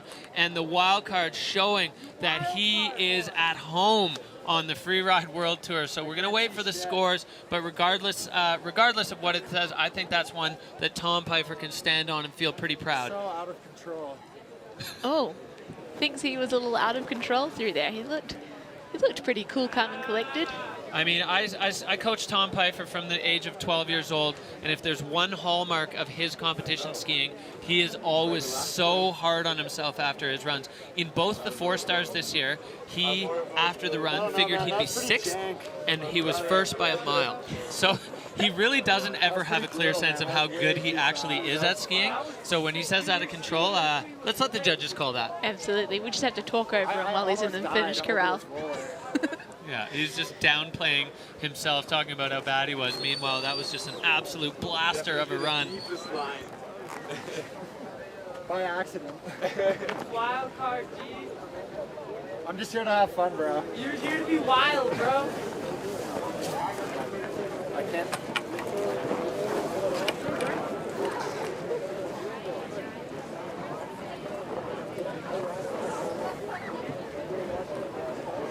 Do you want to stand by the TV so there's shade on it?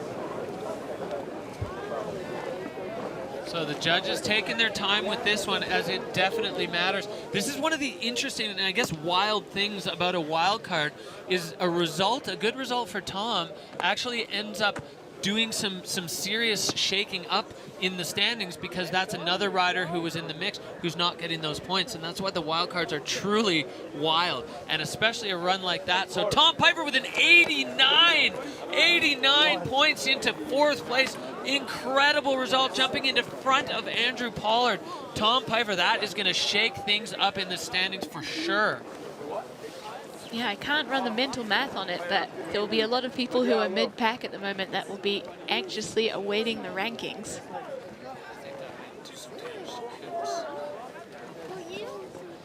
Well, that is our ski men's field wrapped up here at Kicking Horse Mountain Resort in Golden, BC, and we are official that Maxime Chabloz is the winner of the ski men's category.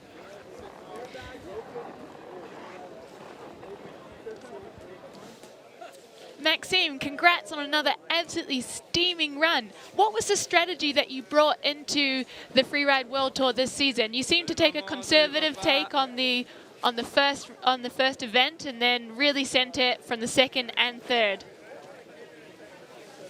Max is not hearing Anna. I think we might not have a clear line through to Max, so we will come back to him later on. So, Maxime. Man, just sit in there. They're not going to use Congratulations this on the win today, Maxime. How was the snow? And we're going to take a look at the results today.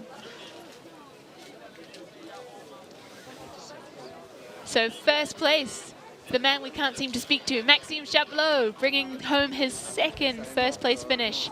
And then Max Palm, another podium for him this season. We've seen a real comeback from Christopher Tredal, who's brought his cat-like beautiful skiing and precision airs into 3rd place today. We've also got some ties down at the bottom of the chart there with Mel Olivier and Jamessa Hampton tied for 9th position. That's going to be interesting for the overall rankings.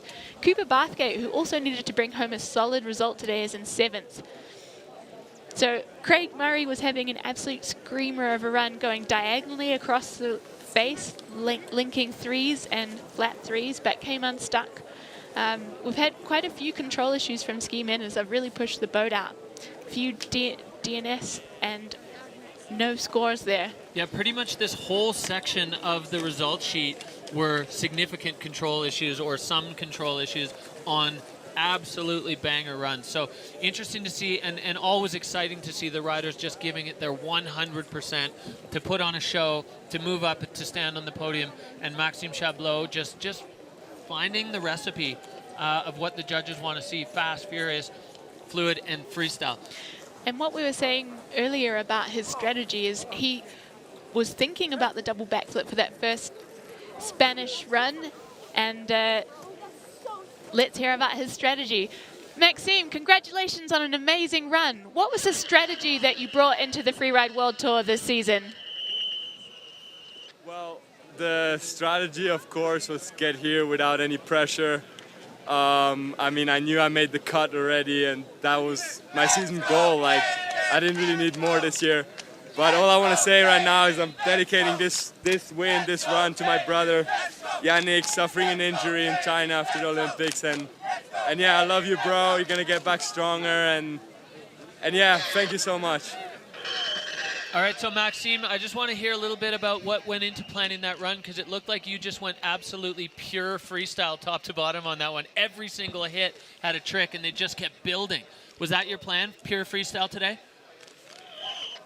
Yeah, my plan was obviously pure freestyle. I mean, this phase, to me, it looks like a pure freestyle phase. I wasn't too interested in the big hits because I knew they all had pretty flat landings, and I actually wasn't sure if a pure freestyle line was going to pay off as good as it did.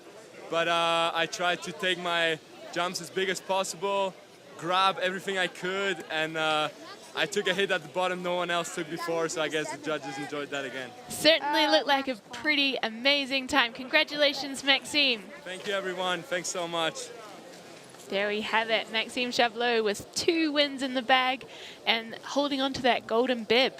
Yeah, for sure. 2 first places, and now Max Palm with a first and a second. So things are interesting. Things are tight. Can't wait to see how the math shakes out. But these 2 young rookies, well, here we go. So Maxime Chabloz, 20,000 points. That's win-win. 10,000 plus 10,000 Max Palm.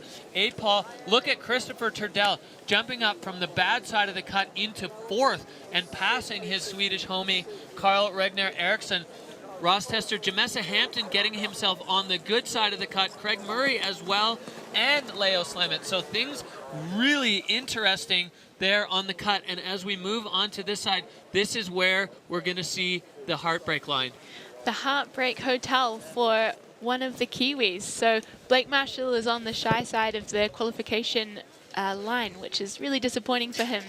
And the Nickel brothers have also been split up. So Jack Nickel, our bubble boy, just skidding across the line with that beautiful run, and the Kevin Nichols not quite making it. Also got Maël Olivier down there in 18th position. He'll be making his way to the FWQ finals. And Rainer Barkerid, we'll see if he makes his way to the FWQ finals. He might be busy doing family business. But this has been a spectacular show from the ski men.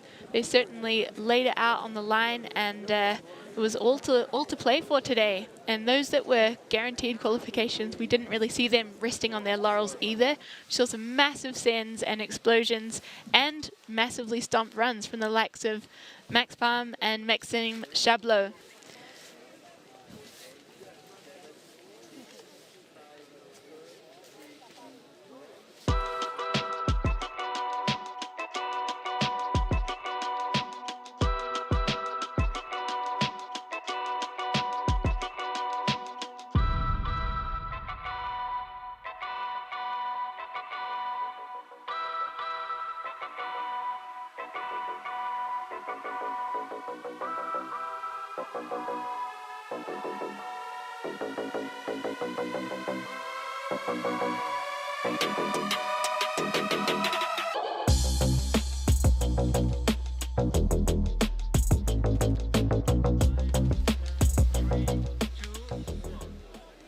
So ladies and gentlemen, I am here with Rachel Croft from our judging panel. She has had the tough job today of dialing in all the scores, one of which was at the top of ski men, Maxime Chabloz.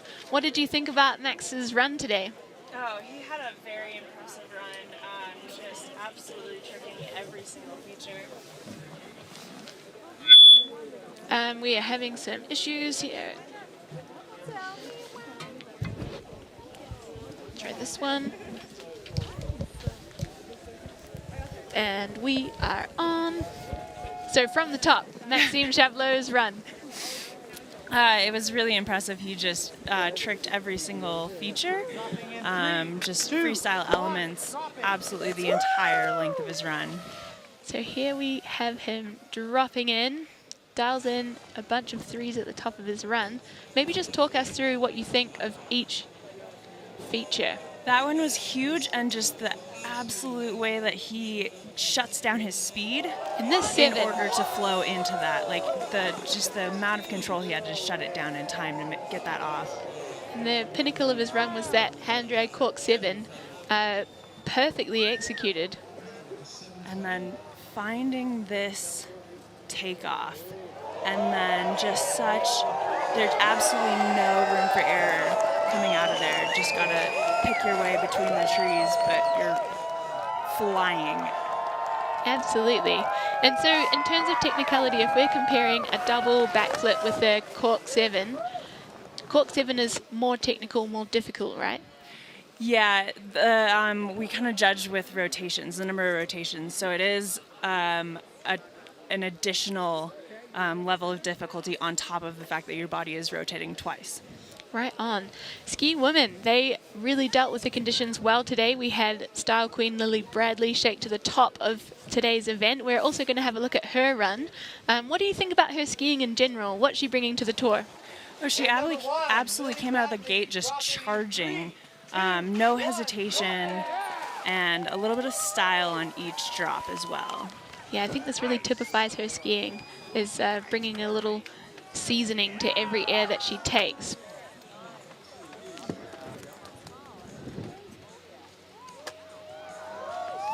So a little bit of fluidity, like slow down and fluidity, sorry, but then she comes screaming out of this air. And yeah, what sort of got her to the top of the podium?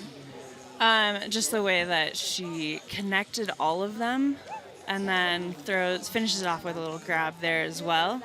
But yeah, no hesitation in that very top section there, and just linking up some really good size airs. Yeah, and it's very challenging snow out there. We have to remember as well, it's hard pack, mogully, and she just cleaned it up. It's great stuff from Lily Bradley.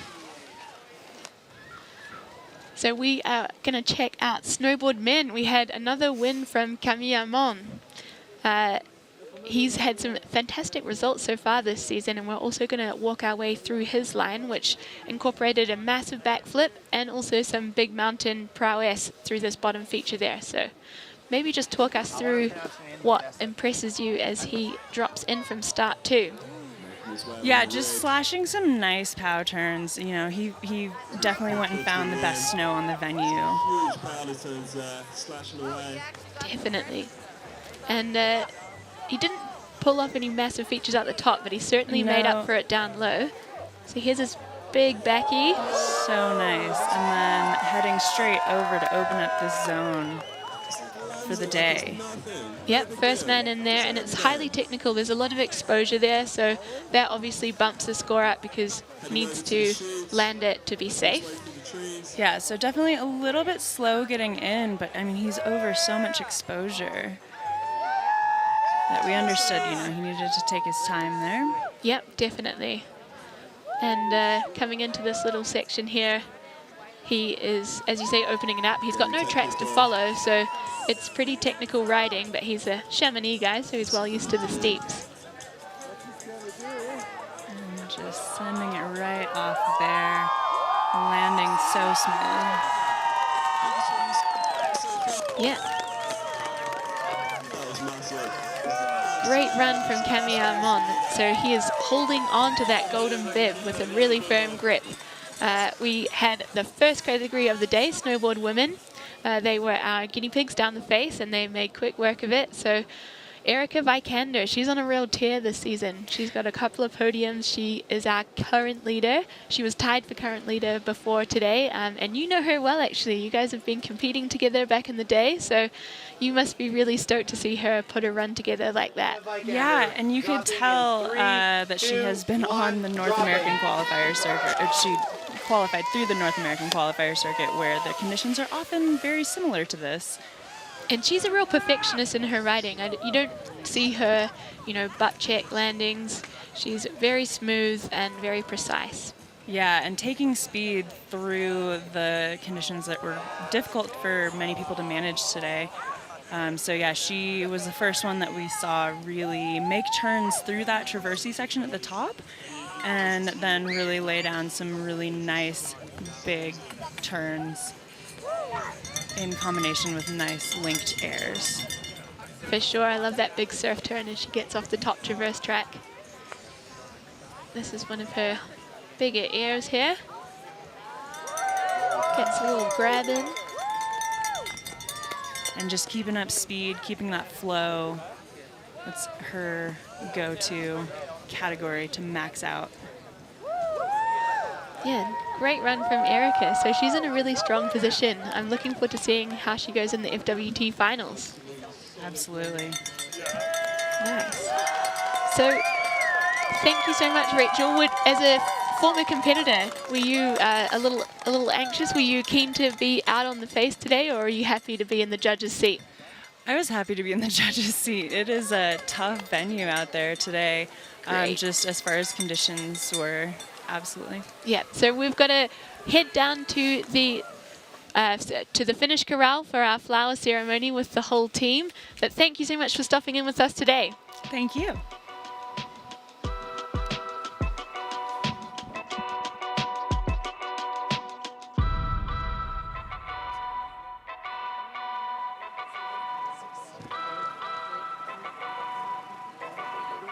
All right, friends, we are ready to kick things off here at our awards ceremony.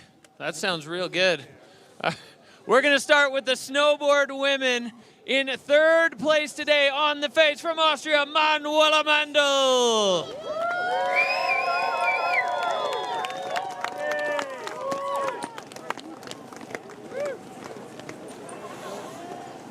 And rolling in, welcoming back to the podium, the Canadian girl from Fernie. Give it up for Katie Anderson!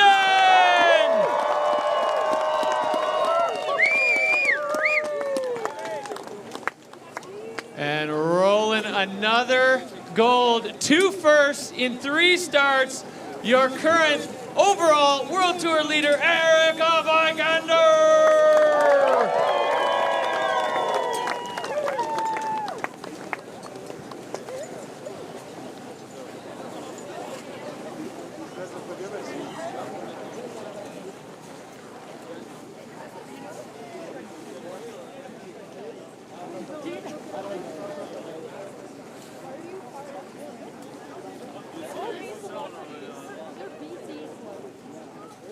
All right, Kicking Horse, get your hands together for the women of the Freeride World Tour.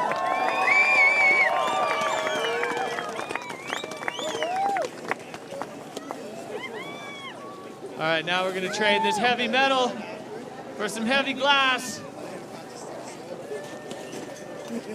And we're going to see what kind of deal they made.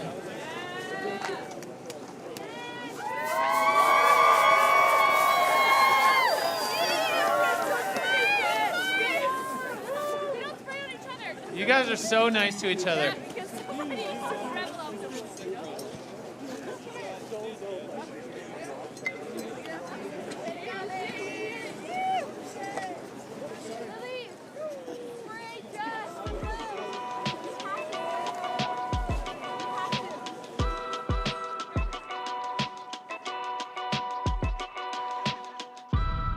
All right, we are moving on to the snowboard men, locking down.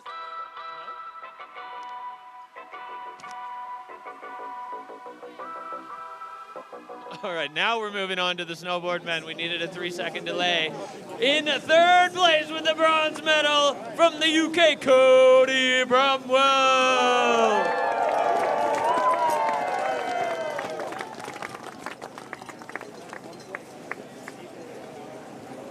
And happy to see this man back in the mix from France. In second place, Ludovic Guillot-Diat.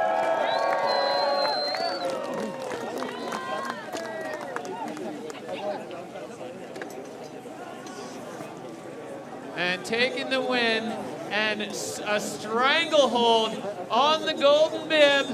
If his friends can figure out how to lift him up. From France, Camille Armand!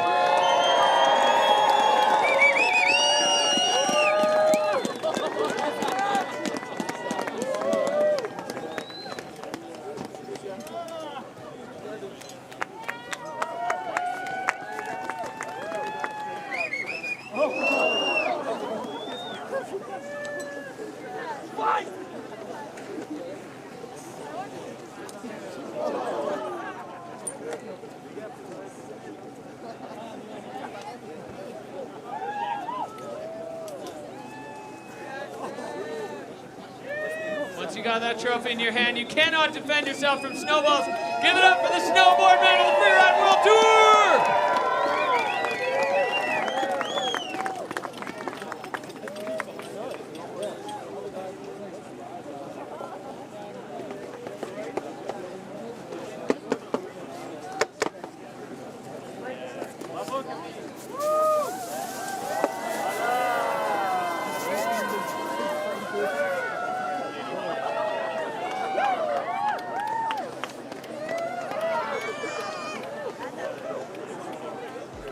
Yes, lads, well done.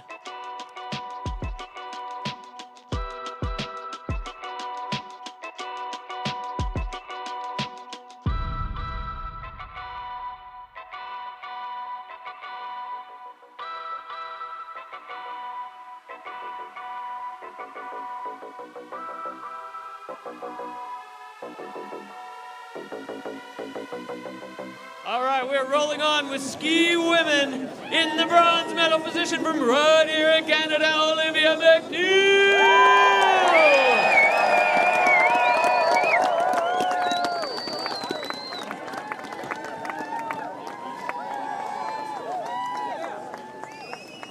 Locking down the silver medal, the Kiwi sensation, Jess Hodder.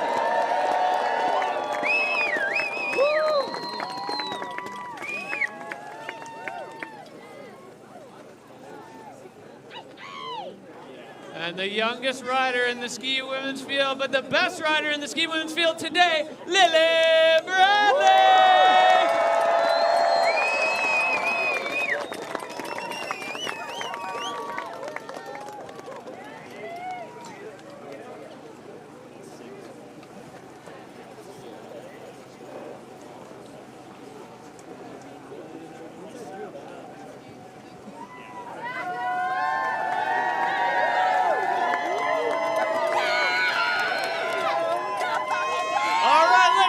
Ski women of the Freeride World Tour!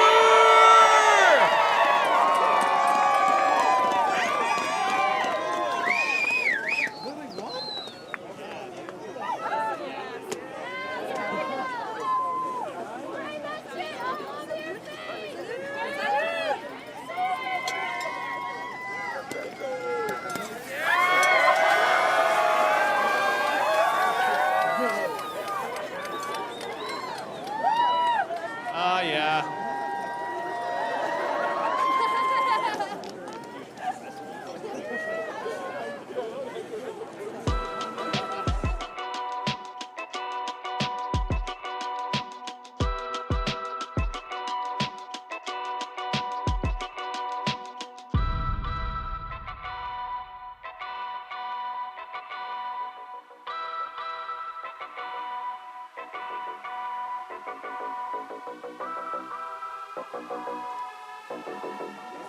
All right, and we're rolling into the ski men, doing just what he needed to do today with the bronze medal, Christopher Turtle.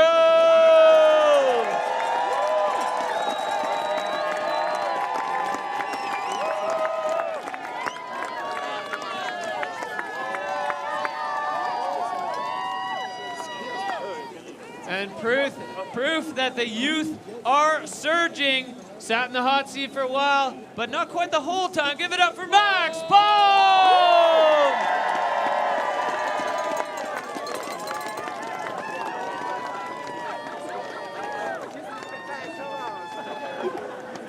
And bringing it home for 2 wins in 2 starts, your winner today in ski men, Maxime Chabloz!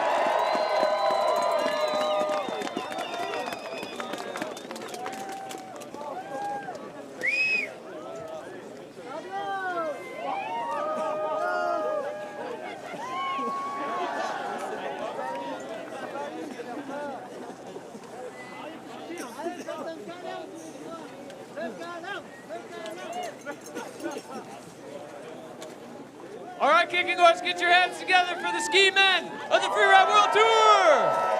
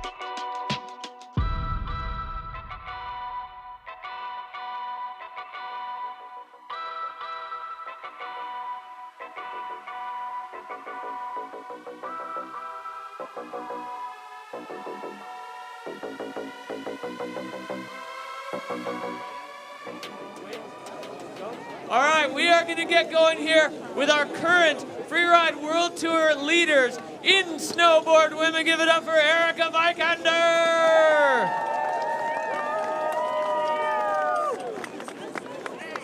The current leader of the snowboard men, Camille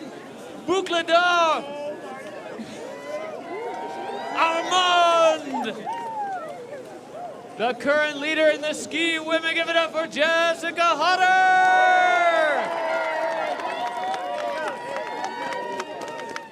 And holding on to the golden bib in ski men, Maxime Chabloz.